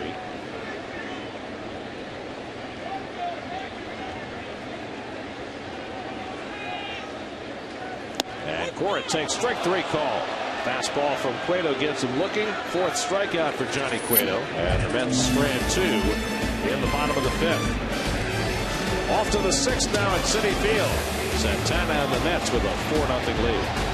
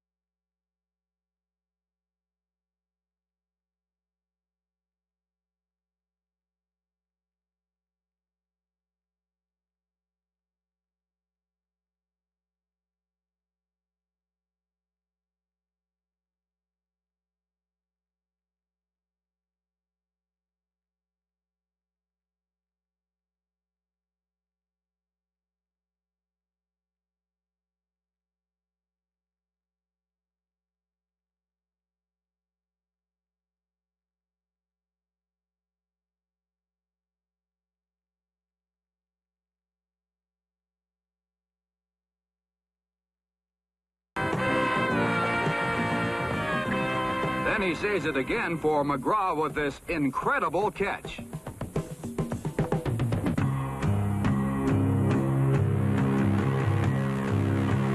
I still cringe when I see that. That's before they padded the fence at Shea Stadium, and Rusty ruined his shoulder on that collision into the wall. Yeah.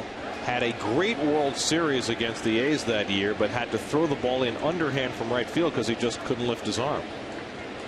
Just a truly heroic performance by Rusty Staub. Chris Dickerson leading off in the 6th inning, lifts one to left center field. And Sheffield is there to grab it. One pitch and one out.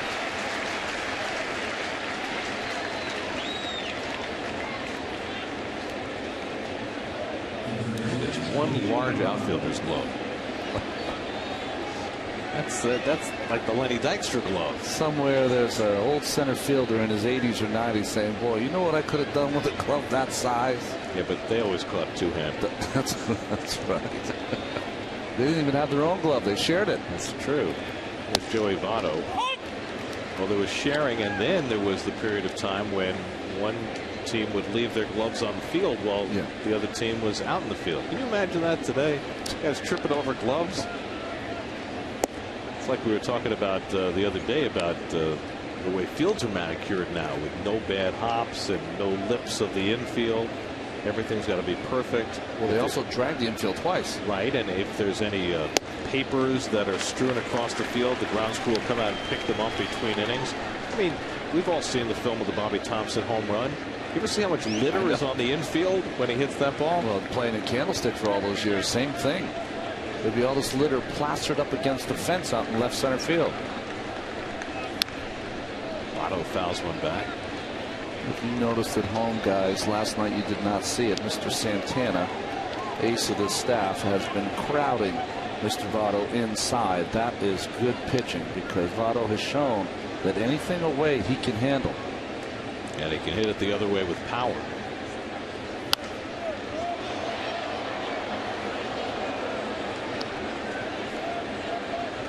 It's very interesting. Santana, although there's not many left-handed hitters, especially with Bruce out, but he has not thrown as many sliders against the lefties as he has in the past. He is pitching them hard in and soft away. Looked like Josh Renicky warming up in the bullpen for the Reds.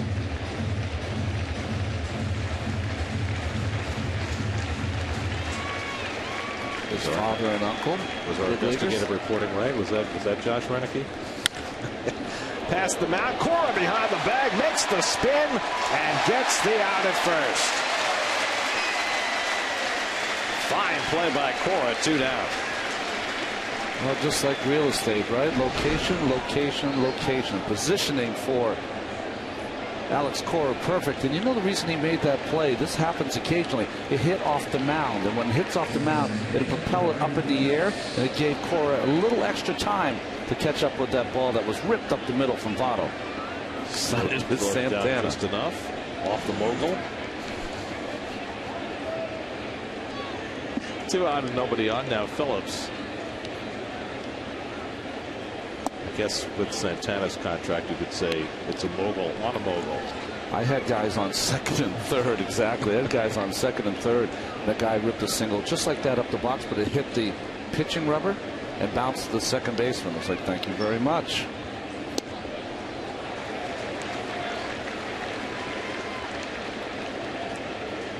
One and one to Phillips, who saw only one pitch in each of his first 2 at bats. Single to center, fly to center.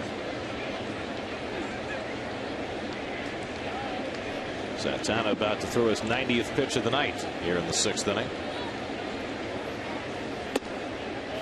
2-1 to Phillips.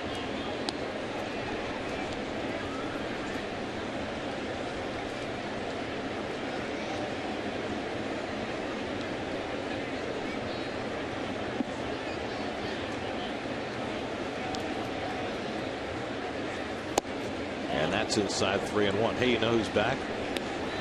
Raul Ibanez is back. First game from the disabled list. RBI double. Like you hadn't missed a day, right? Phillies still trail 5-2 in the 6th inning. Here's the 3-1, and Phillips swings and misses at the changeup. You know, we'll go around the league tomorrow in tomorrow's game and talk about some of the surprises around baseball. Good changeup from Santana there. But Ibanez has to be the forefront of MVP voting, even with the time off.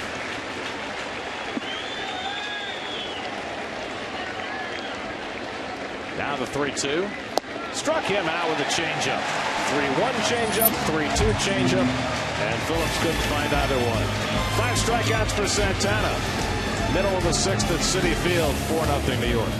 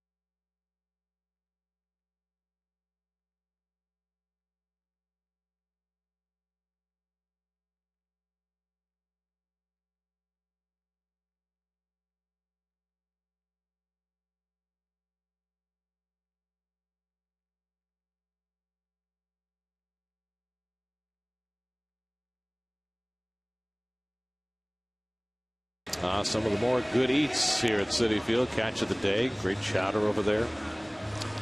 Here's your Lexus National League scoreboard. 100th career victory for Ted Lilly this afternoon. Allowed just 4 hits over 8 innings as the Cubs beat the Cardinals. Brewers, who are 3 games back of the Cardinals, starting the day, leading the Dodgers tonight. We told you about the Pirates leading the Phillies. Garrett Jones with another home run. Adam Dunn hit his 23rd for the Nationals. They're up 9-2 in the 6th inning. Brooks Conrad, who Bobby Cox has praised to the hilt since he's been up, helping the Braves to a 2-0 lead in Colorado. The Marlins trailing early in Arizona. And the Giants will go for back-to-back no-hitters tonight. Do we know if Mr. Church is in the lineup and what he's done so far? I think we can investigate that as Josh Renicky, son of former big league outfielder Gary Renicky, comes on to pitch. And the third base coach for the Los Angeles Angels, Ron Renicky, his uncle. He has had a nice season so far for this Cincinnati Reds team, and their bullpen has just been outstanding. It's been really the high point of this Reds team, led by their all-star closer Francisco Cordero. Johan Santana leads off the home 6th and takes ball 1 from Renicky. By the way, talking about that Braves score, Ryan Church is in the lineup for Atlanta tonight. 0 for 1 so far. So the Mets already have the advantage in the deal. I'm kidding. 2-0 out of Santana.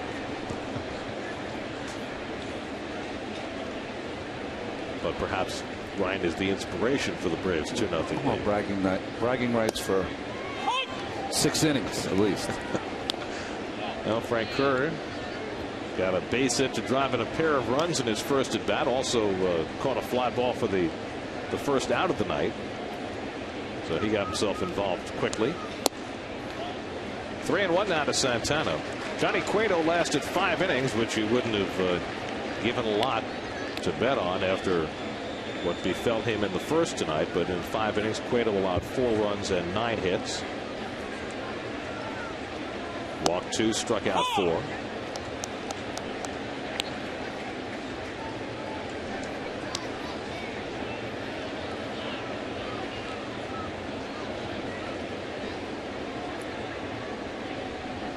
Now the 3-2, and it's too high. Ball 4, and Santana draws a leadoff walk. Well, we have a winner in the McCafe ticket contest. Our congratulations to Frank from Malvern, New York. I love where Josh Reneke lives. He resides in Rough and Ready, California. Rough and Ready. That was a great cartoon. That's right. They're two dogs, right? Yep. Rough, of course. Rough and Ready. Different spelling. Santana aboard, and Votto holding him on as Angel Pagan steps in. Good night at the plate for Pagan. Single and a triple, and he scored 2 runs.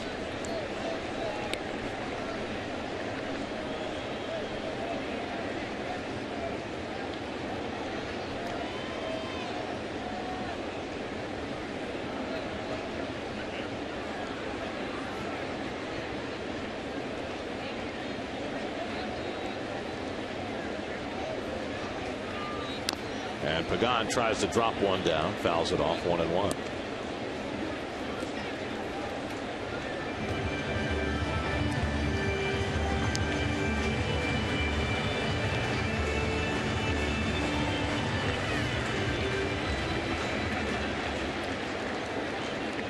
Well, Jerry Manuel made it pretty clear that until such time as Carlos Beltran is able to return, Pagan's going to be out there every day in center field, and at least for now going to be the leadoff hitter. Although Jerry reiterated today that come the All-Star break, everything is going to undergo re-examination. Re-evaluation. I mean, Pagan has had a night that Mets fans are used to in the last 2 or 3 years. He's had a Reyes night, you know, led off with a single, scored, triple in the second, scored.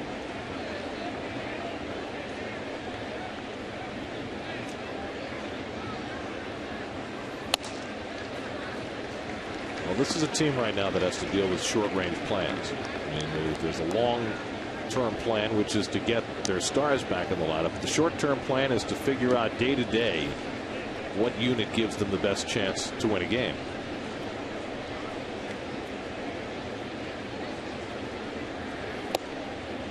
Three and two now to Pagan. Well, that's why I thought it was interesting that when the team started looking at and having comments that, you know, we need to play, you know, last till the All-Star break. Really, the way the team's constituted right now, they need to win an inning, right, and then win the next inning, you know, and do it that way. Right. The longest view you take is we have to last till tomorrow. That's right.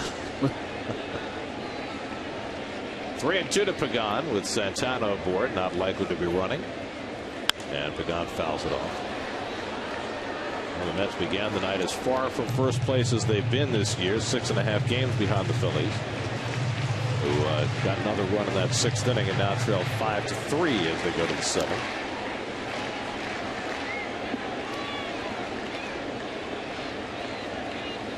That's just trying to keep it from slipping too far away. And Pagan bounces one to short. Hairston to Phillips, not in time at first. Pagan with good speed. No way they were going to turn 2 on that slowly hit ball. So 1 out. Santana erased. He can go back in the dugout and rest up for the 7th. Well, nice handoff there to Phillips from Hairston, but no shot. Ball not hit hard enough. Had 2 big bouncer, and watch the head down through the bag by Angel Pagan. So 1 out and 1 on. Now Castillo, who has walked and singled in a run, 1 for 2.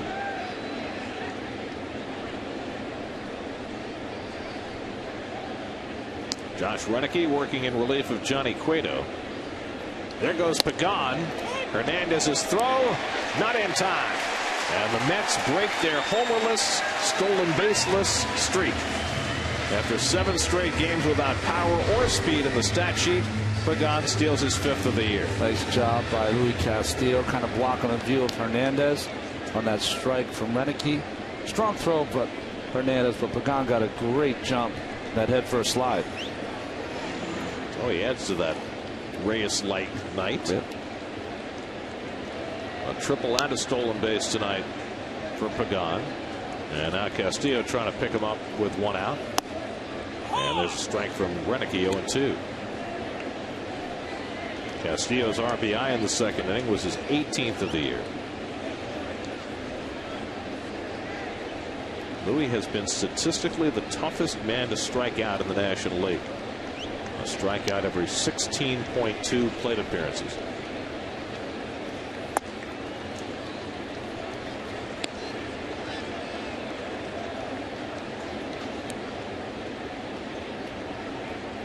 That's tonight 5 for 11 with runners in scoring position. David Wright with the lead pipe on deck.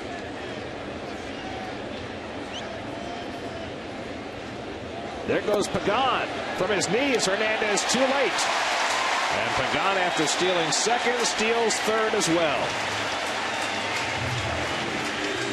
Well, when you're a team that's struggling, there's some inattentiveness to the details of the game. Hernandez tries to throw Pregame out from his knees, but no one holding Pregame close to the bag, and he was able to get a huge jump. That will force the Reds to bring the infield in, already down 4-0. With Pregame at third and one out. So Castillo looking to put it in play. And he lines one into center field, coming on Taveras to pick it off, and Pregame had not gone back to tag until the ball was caught. His first reaction was to come down the line rather than to go back. Not sure he would have tagged and tried to score anyway. Well, he wouldn't have probably tagged and scored, but I think what you have to do is you don't take off on this baseball. You stand at third, and then you would fake as though you were going.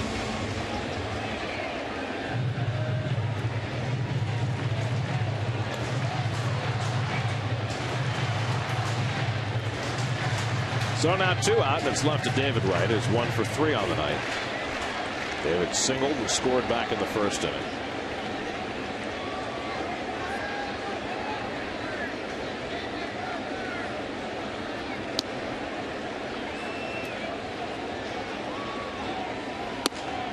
David takes a strike from Renicky.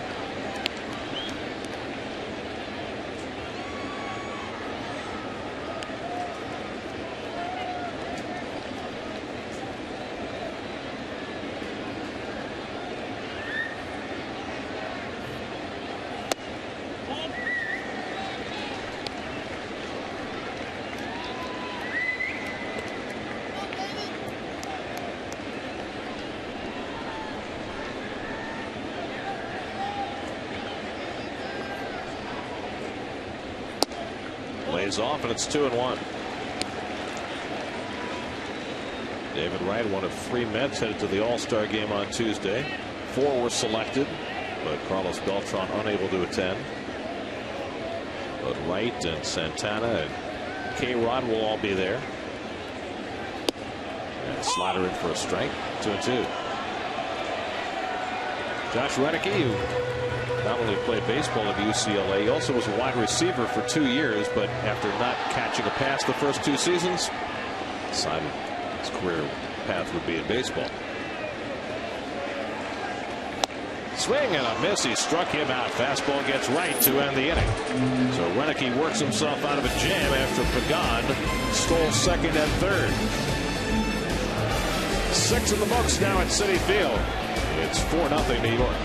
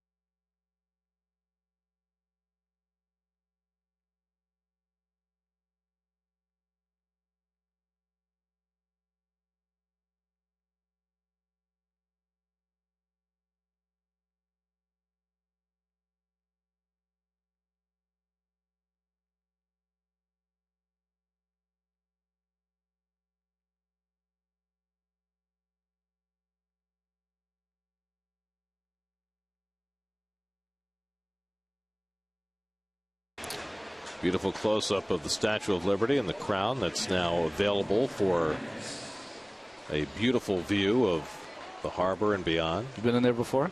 Yes, when I was a kid. Me too. It's great to climb up to the top. It's a little tight in the stairwell, but when you get up to the top, it's magnificent. I was in my freshman year at Yale. I got invited down here, went up into that crown. It was as cold could be in New York City. December day, I believe. Johan Santana has allowed just 4 hits through 6 scoreless innings. Ramon Hernandez leads off the 7th for the Reds. And he takes a strike. Hernandez came up in the first inning with 2 out and 2 on and hit a long drive to center field about a step from the fence. And Angel Pagano, who wasn't playing all that deep, had a long way to go and made a jumping grab to reel it in, saved Santana a couple of runs, and Santana really has not been threatened since. Well, this is the Santana pitched a nice game of Philadelphia where he just gave up a couple of solos, but he wasn't as sharp as he is tonight after that first inning. Hit hard, base hit through the hole for Hernandez. So for the first time in the game, the Reds have the leadoff man on. The prior 4 hits against Santana had all come with 2 outs. For the 0-2 pitch, he was trying to come up and in, left that ball over the plate. That's hitting by Hernandez. So 5 hits now off Santana. Now Encarnacion, who has one of those. A long double to center field his last time up. See the batting average on Encarnacion, just 178. But he went on the disabled list in late April with a chip fracture in his ankle, and he actually hurt the ankle in spring training and tried to play with it through the first month of the season. Finally got it diagnosed, and Encarnacion wound up spending 2 months on the disabled list. Just came back last week. And a letter high strike, 1-1. Only came into this game with 88 at bats to Encarnacion.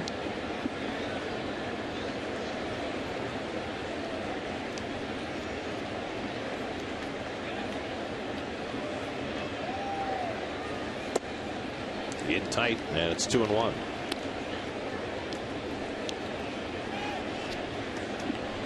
Santana about to throw his 100th pitch of the night.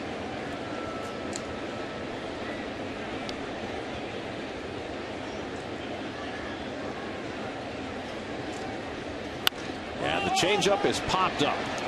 Castillo hustling into call. And the two-handed catch for the first out. You see Luis Castillo looking at Murphy, saying, Murphy, get back to the bag, because Encarnacion was not running in it. And Luis, the kind of guy that will, as he's gotten the cheer here, he will let that drop in occasionally and get the double play. Absolutely, especially if he sees the hitter isn't running, he'll always sneak a peek. And Murphy's first reaction was to move toward the ball, but this was Louis' ball all the way. See Murph on first base, he should go back to the bag, because Louis looking to see if Encarnacion's running. And it just gives it a little different perspective considering what's happened this year of Louis letting it fall in. Johnny Gomes. Well, but that's the play that Louis always will make. Yes. I mean, if he has a pop-up in that kind of position, he's always going to sneak a peek. And if he sees the hitter isn't running, he sense that he has a chance to get a double play if he lets it drop in. Johnny Gomes is 0 for 2. Fly deep to left his last time up. And Santana falls behind him 2-0.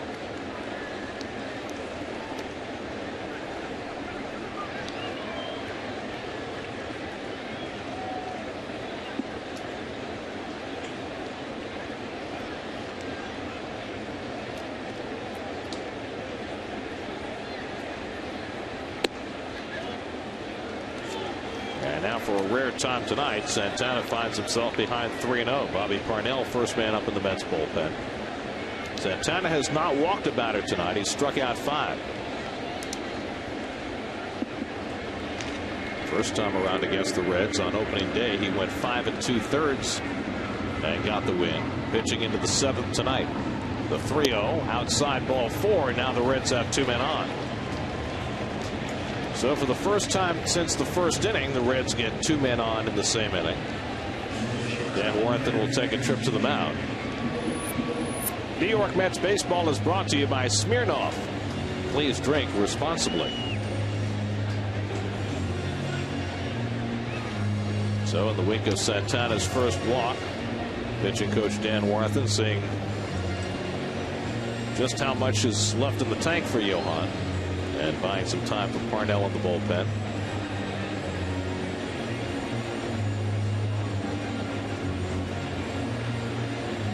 Well, Santana and Santos getting on the same game plan. 104 pitches so far for Johan Santana. And as usual, better than 2-to-1 strike to ball ratio. He has thrown the highest percentage of strikes of any pitcher in the league this year.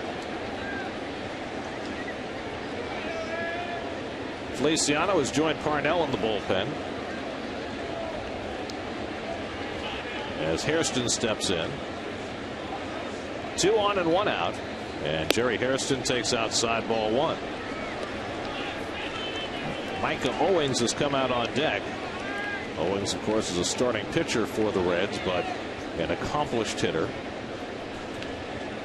and is used often as a pinch hitter.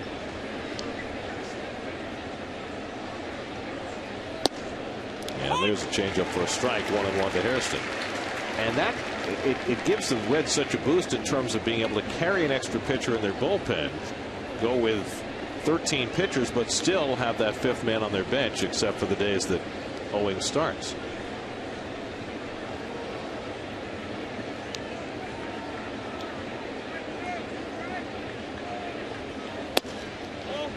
A little bit high, and it's 2-1 to Hairston. There's Micah Owings. Santana's pitches have been up in the strike zone this inning. That usually signals tiring of the starting pitcher. This will be his 108th pitch of the night.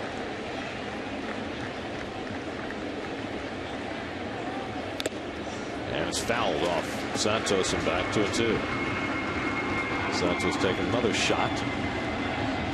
He's had a couple of those tonight. It's interesting, isn't it? It's an important part of the game. A couple of runners on against Santana here in the 7th. 2 strikes, anticipating the strikeout. Very quiet in this ballpark on a Saturday night. I think the fans have been a little numbed over the last couple of weeks.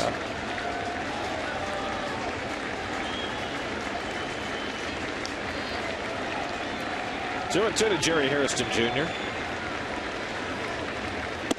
Up high, ball 3.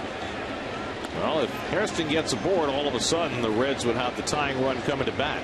On a night when Santana has rarely been threatened, all of a sudden he finds himself at the edge of a jam.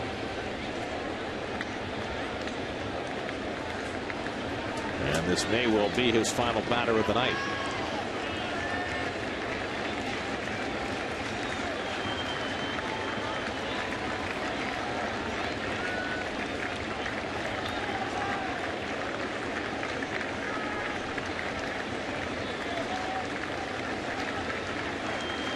Three-two. Popped up, foul ground. Murphy coming over, and just too far away. Nice effort by Murph. If he had 10-foot arms, he might have had a chance. That was a great try. Murphy comes from the school. He'd run over this thing if he could. You like to see that because he knows his pitcher's in a little trouble, doing anything he can to try to get an out.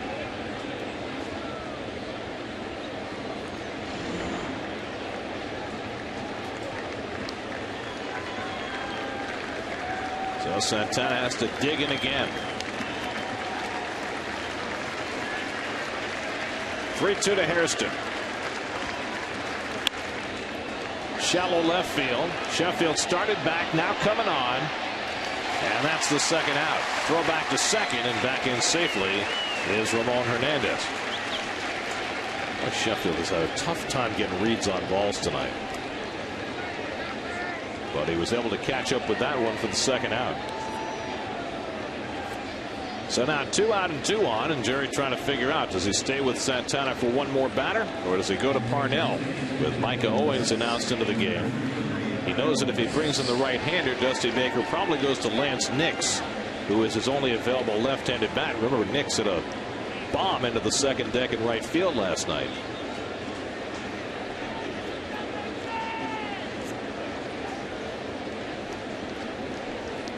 So it appears he will stay with Santana to face Owings. Micah Owings this year hitting .256, 3 home runs and only 43 at bats. And he takes a cut at the changeup, 0-1.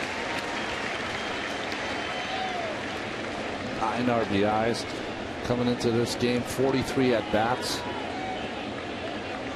Well, we ran numbers on him last year when he was pitching for Arizona that compared him with Babe Ruth back in his pitching days, and quite favorably.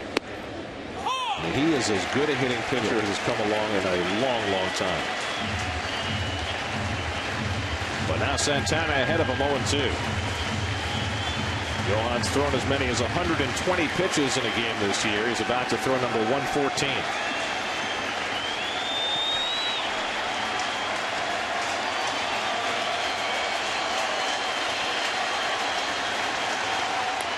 Little tapper. Santana's got it. And the side retired. Santana perseveres through a tough 7th inning and completes his night's work with 7 scoreless innings.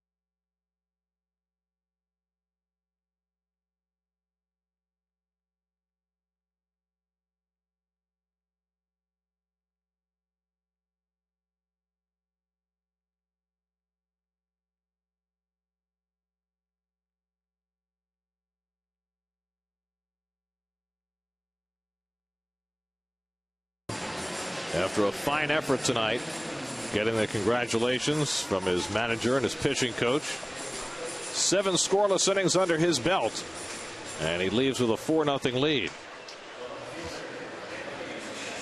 Well, we've seen his pregame handshakes. The postgame, a little more of a standard fist bump for everybody. The handshakes after 7 innings are more important than the ones before the game. There's no question. New pitcher in the game for the Reds as we go to the bottom of the 7th. Carlos Fisher from Duarte, California, was a converted outfielder in college too, pitching. He's got a good heavy sinker, 91, 92 miles an hour. And he has done a nice job for the Reds this year, despite a few too many walks. Ball strike to Sheffield, 0-1. Sheffield 1 for 3, single to center his last time up.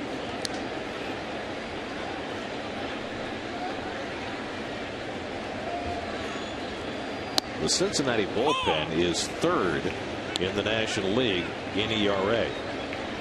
Early in the season, the Mets had the best bullpen numbers in the league, but that has changed. Josh Renicky pitched a scoreless inning before handing it off to Carlos Fisher. To the right side for Votto, and Fisher over to cover for the first out. So 1 out and nobody on. Jeff Francoeur coming up. Before the game tonight, Francoeur had a little meeting with the media and was asked about playing in front of the fans here at Citi Field. I'm just looking forward to being out there in right field. You know, I've usually been a guy to drive the ball in the gaps, and when I do hit a home run, it's a line drive kind of home run, not more of the moonshot. So, you know, I think this field does suit me well. There's going to be a lot of ground out there for me to try to throw some guys out and make some plays. And, you know, it's a big outfield to cover, but I'm looking forward to the challenge. And, like I said, just looking forward to the fresh start. You know, I'm excited to be in New York. You know, I've always loved playing here, you know, coming up for, you know, the 9 times we did. You know, love the city and, you know, love all the stuff about it. Well, there's been little not to like so far tonight for Frank Kerr. He found the grass in that giant expanse in right field with a base hit back in the first inning to drive in 2. 1 for 3 on the night.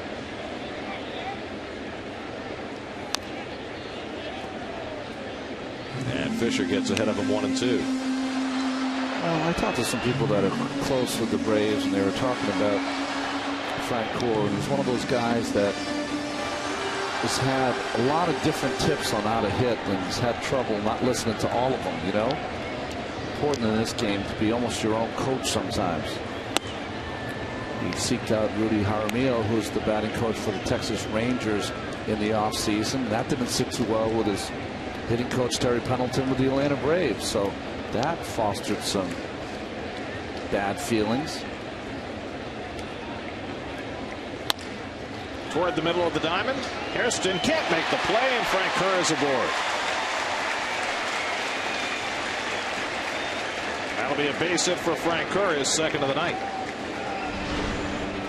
That's a nice top spin, and Hairston there just couldn't get to it off the end of the glove. He had a hard time throwing out Frank Kerr, who also runs very well.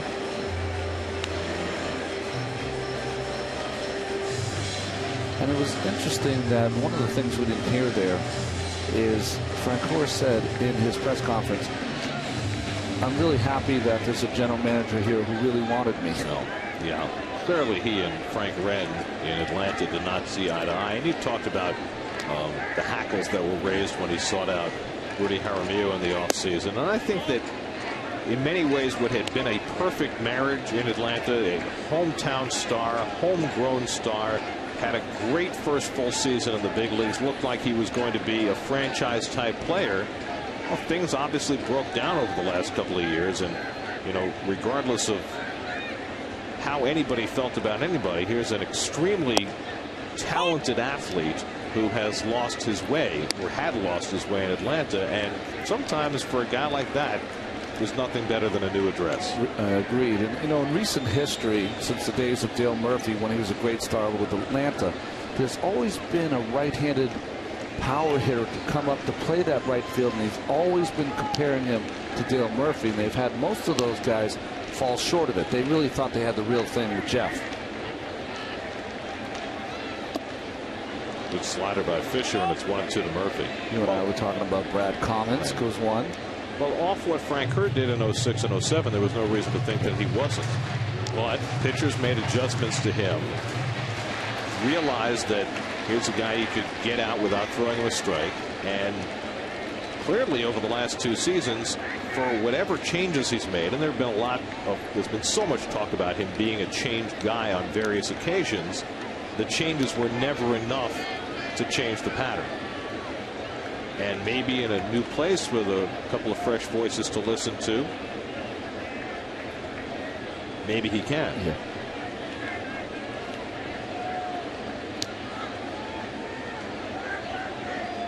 Murphy 0 for 2 tonight. Frank Kerr takes off, and Murphy fouls it off. Well, you know what I love is that Jerry, who knows this game, lifer, said we're going to evaluate for the first couple of weeks, and I think that's probably the best thing you could ever do for Frank Kerr. Has had to listen to a lot of different theories on why he has not continued the success he had early in his career, and maybe just leaving him alone, letting him just kind of feel his own way here with a change of scenery might be the way to go. Well, Jeff said before the game tonight, he said, I'm 25. I feel like my best years are ahead of me. I think most of us felt that way at 25. 2-2 to Murphy. Well, you know, I'm more identified with Church getting traded because I was traded from the Mets at the same age, 30 years old. And at that point, a little bit like Church in this sense, that I was given the opportunity to pitch. but you didn't know what kind of pitcher I was going to be moving forward after 6 or 7 good years here in New York. See, I think the difference with Church is I don't think anybody knows exactly what kind of player he is. I mean, he's 30 years old, but other than one season in Washington where even then he didn't even have 500 bats, he's never had a chance to just take a job and run with it. So I don't think anybody knows what Ryan Church is or is not capable of, for better or for worse. Yeah, I was probably trying to live up to expectations. He's probably trying to find out what those expectations are. Frank Kerr takes off early, and Fisher makes the throw to second to get him. So Frank Kerr a little overly aggressive there, and he's caught stealing for the second out. 1-6 on the putout. Well, you see that Frank Kerr is just trying to time Fisher here, but Fisher does the correct thing, steps off, makes the throw to Hairston, the shortstop, and nowhere for Frank Kerr to go.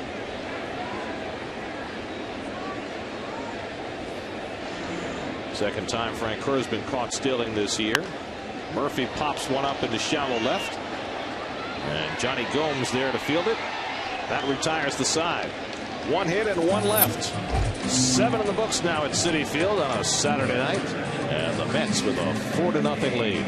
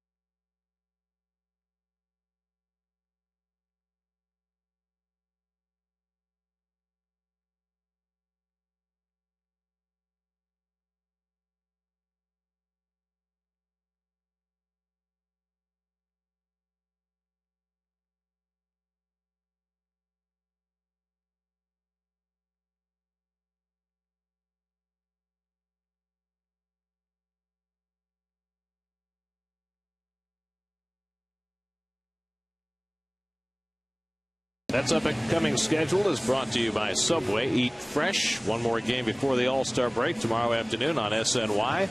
It'll be Mike Pelfrey against Aaron Harang, and then the 3 days off for the break before the Mets resume back in Jeff Frank Kerr's hometown. That should be quite a scene. That's going to be strange, right? I think he'll get a great hand, though. 4 games in Atlanta over the weekend. Start of a 10-game road trip. 4 in Atlanta, 3 in Washington, and 3 in Houston. So the Mets will be away from Citi Field for 2 weeks.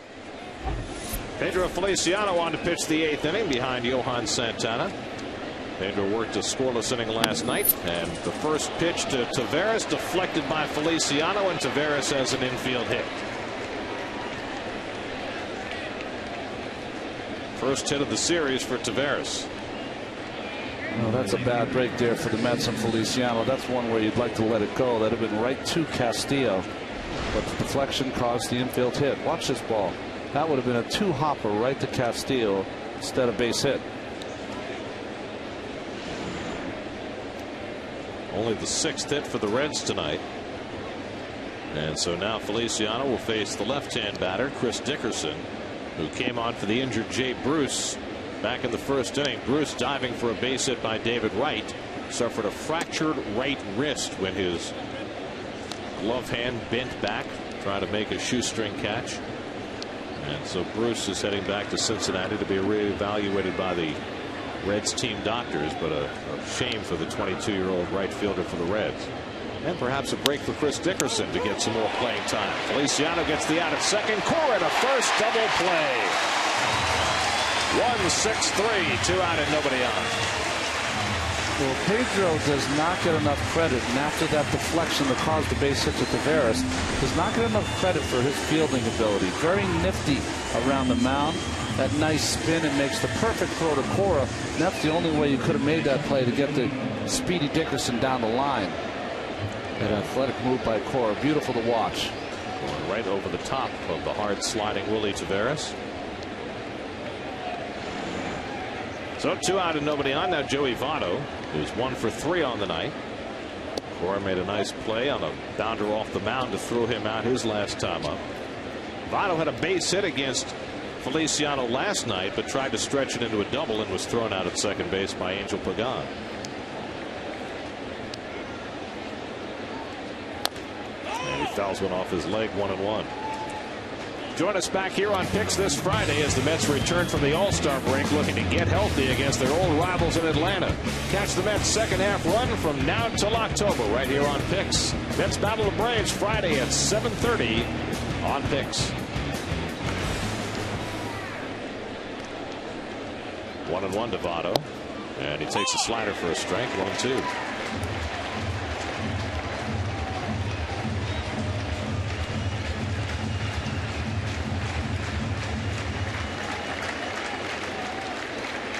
Feliciano's 47th appearance. That ties him with Peter Moylan of the Braves for the league lead. What is it about the sidearmers? As Votto takes a call, third strike. He sure didn't think so. James Hoy punches him out, and Feliciano has himself a scoreless 8th inning. We go to the bottom of the 8th. Santos looking for a 4-hit night when we come back.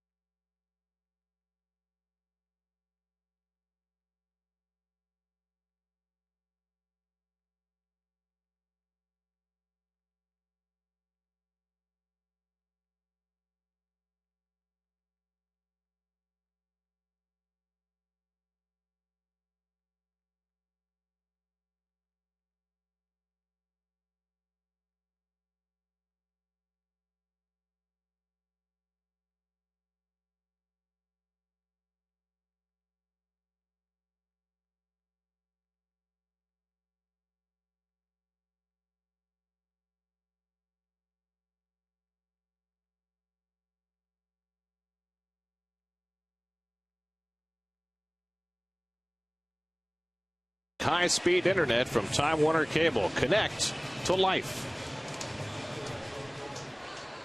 We go to the bottom of the 8th inning as you check out the Nissan Lions score.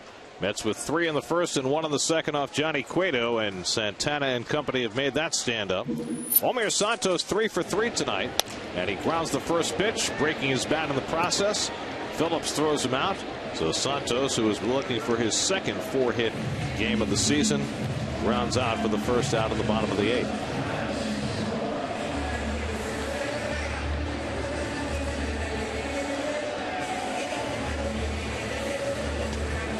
Here's Alex Cora, who's 0 for 3 tonight, 0 for 7 in this series.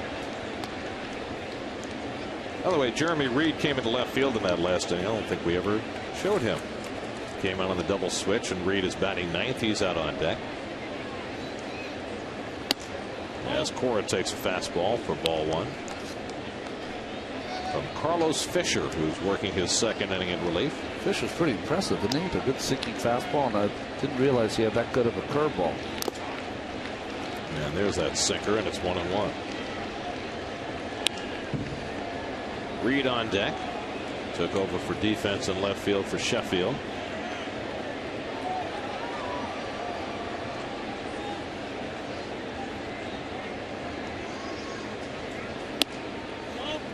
Two and one to Cora. It's funny how quickly this game can change. I mean, 4 days ago we were talking about Reed coming off a 2-double game and saying, you know what, he might be the everyday center fielder. Now he's going to have a real hard time finding some opportunities to play. With Pregame back and Frank Kerr here, and Frank Kerr is a guy who has played 162 games in his career, so he's not coming out. He did that twice. The only thing that's prevented him from doing that this year is that Bobby Cox sat him down for 3 days. Last year they sent him to the minor leagues for 3 days.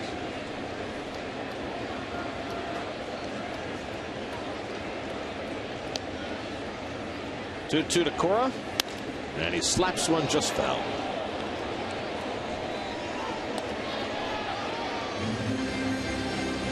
They've gone to the bottom of the 8th in Philadelphia. The Pirates now lead the Phillies 7-3. So very rare event the last few days. The Mets might have a chance to pick up some ground. It's not a big enough lead in that ballpark, though, Gary. Not yet.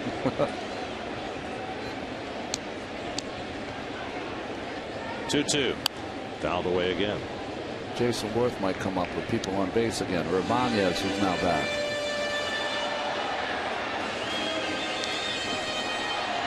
Meanwhile, the other teams the Mets are chasing. The Marlins trail in Arizona 4-1 in the 5th. And the Braves lead the Rockies 3-0 in the 6th. Another chance for Brandon Phillips. Boy, has he had a busy series. That's the second out. Much to the chagrin of Alex Cora. Take the train to Citi Field as the series with the Reds concludes tomorrow afternoon at 1:10 p.m. Mass transit is the faster, easier, and greener way to Citi Field. Visit Mets.com or call 718-507-TIXX for your tickets now. $39,396 on hand for tonight's tilt as Jeremy Reed bats for the first time and takes ball 1. No, it's not a save situation, but there was no way the Mets would not bring in Francisco Rodriguez tonight as Reed rips a base into right field. Jeremy Reed in his first at bat of the night has a 2-out single, and the Mets out their 11th hit of the night. Got himself a little hanging curveball in the middle of the plate. Nice swing by Jeremy.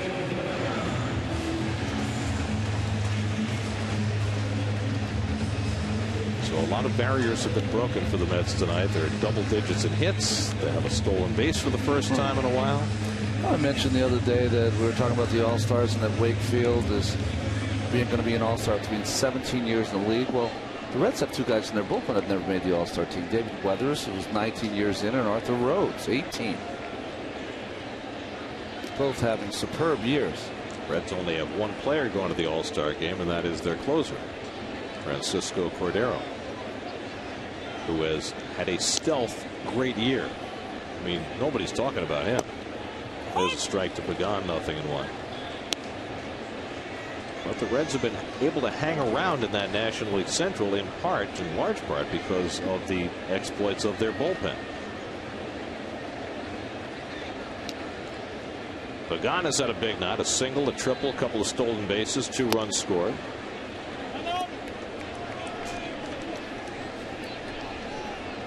Kind of the same kind of game, just upside down. The Mets in the first game, I mean, it only ended up being 3-0, but it didn't seem like they were ever in that game. And the same with the Reds in this game. Very strange kind of offense outputs for both Dusty Baker and Jerry Manuel.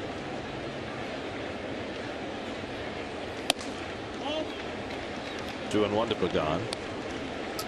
We mentioned the Mets have knocked down some offensive barriers tonight. The one they haven't. 73 innings without a home run. The last home run the Mets hit was 9 days ago when Tatis hit one in Pittsburgh.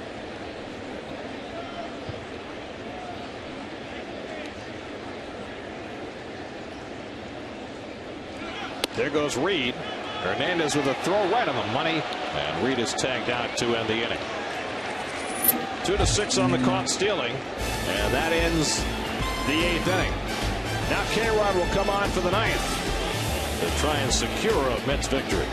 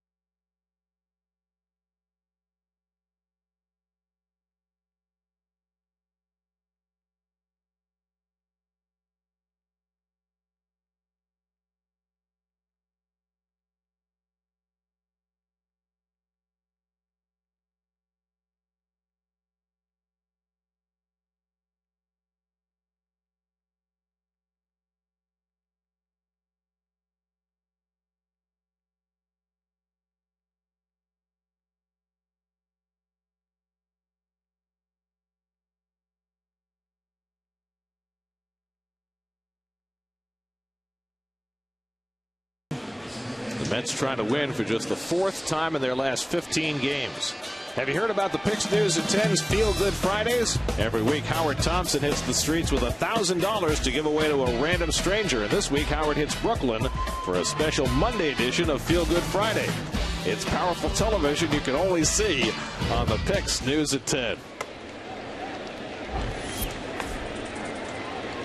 All-star bound Francisco Rodriguez comes on to pitch the 9th inning. Brandon Phillips leads off for the Reds and takes ball 1. Well, Rodriguez has suffered a little bit what Santana went through. Was struggling a little bit with his control. You know, when you watch Rodriguez, when he is at his best, he can throw all 3 of his pitches for strikes.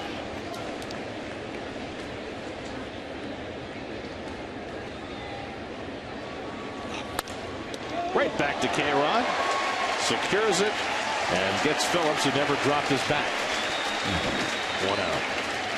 Brandon Phillips is a very talented player, but sometimes he does some things that just make you scratch your head. It's hard. You know, when you do stuff like that, and you're right, he's unbelievably talented. That is tired. Sorry.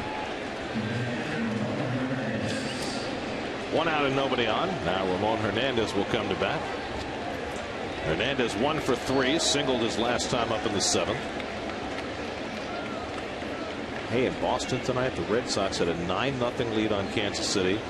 It's now 9-7 in the 7th. Schmaltzy started that game and pitched well. Mike Jacobs and Jose Guillen home runs for the Royals to get them back in it. Jacobs has had a dreadful year. And Guillen the other side. Guillen's had a pretty solid year. Smoltz went 5 innings, 1 run, 4 hits, 7 strikeouts tonight. That's his 3rd start. 2-0 to Hernandez. But don't forget, after the game tonight, for continuing coverage, you can flip it over to SNY for Lincoln Mercury post-game live with all the reaction to Jeff Francoeur's debut and Johan Santana's 7 scoreless tonight. Hernandez hits one to right center, and easing over is Pagan. And there are 2 out.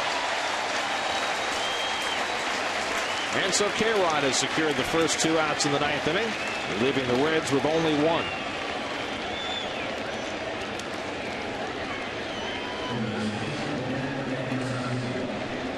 And Edwin Encarnacion, the final hope for the Reds.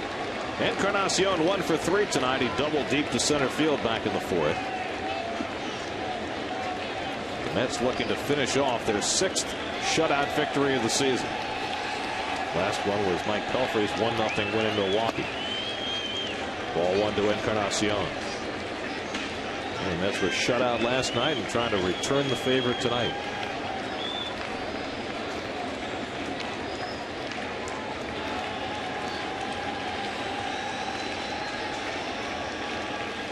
It's like 1969 all over again, when every Met game seemed like it was a shutout. That's right. One way or the other. I always loved that story you tell me. It happened in '69, right, where you had the doubleheader where Mets won both games 1-0, and the pitcher drove in the run in each game. With the Pirates in September, Kuzman in one game and Cardwell in the other. The most amazing thing is that Kuzman was one of them because he was a dreadful hitter. Well, the veteran Cardwell did a great job. Won 4 of his last 5 starts in 1969.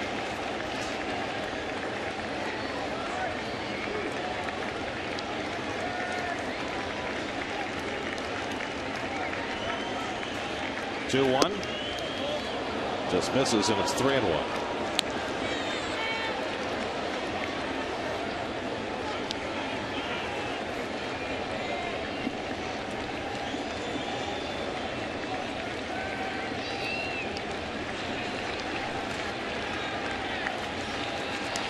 Three and 1 to Encarnacion, and he fouls it back.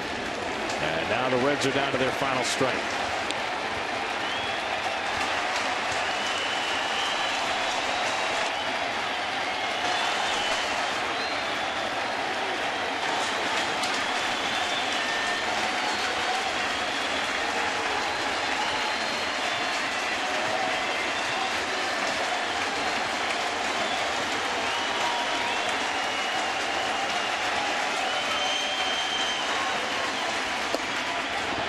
Ball 4, and Encarnacion is on with a 2-out walk.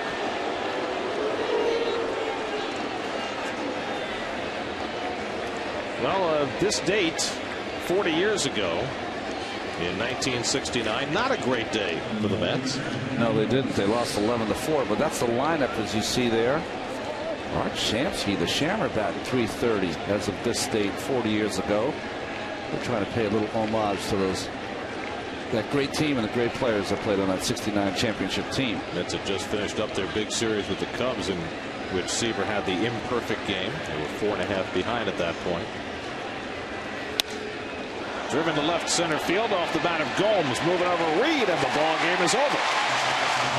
The Mets bounce back behind the pitching of Santana and the debut of Jeff Francora. And they win it 4-0. Their 6th shutout win of the year, and just their 4th win in the last 15 games. Well, for Jerry Manuel, just getting that win. Francora, of course, the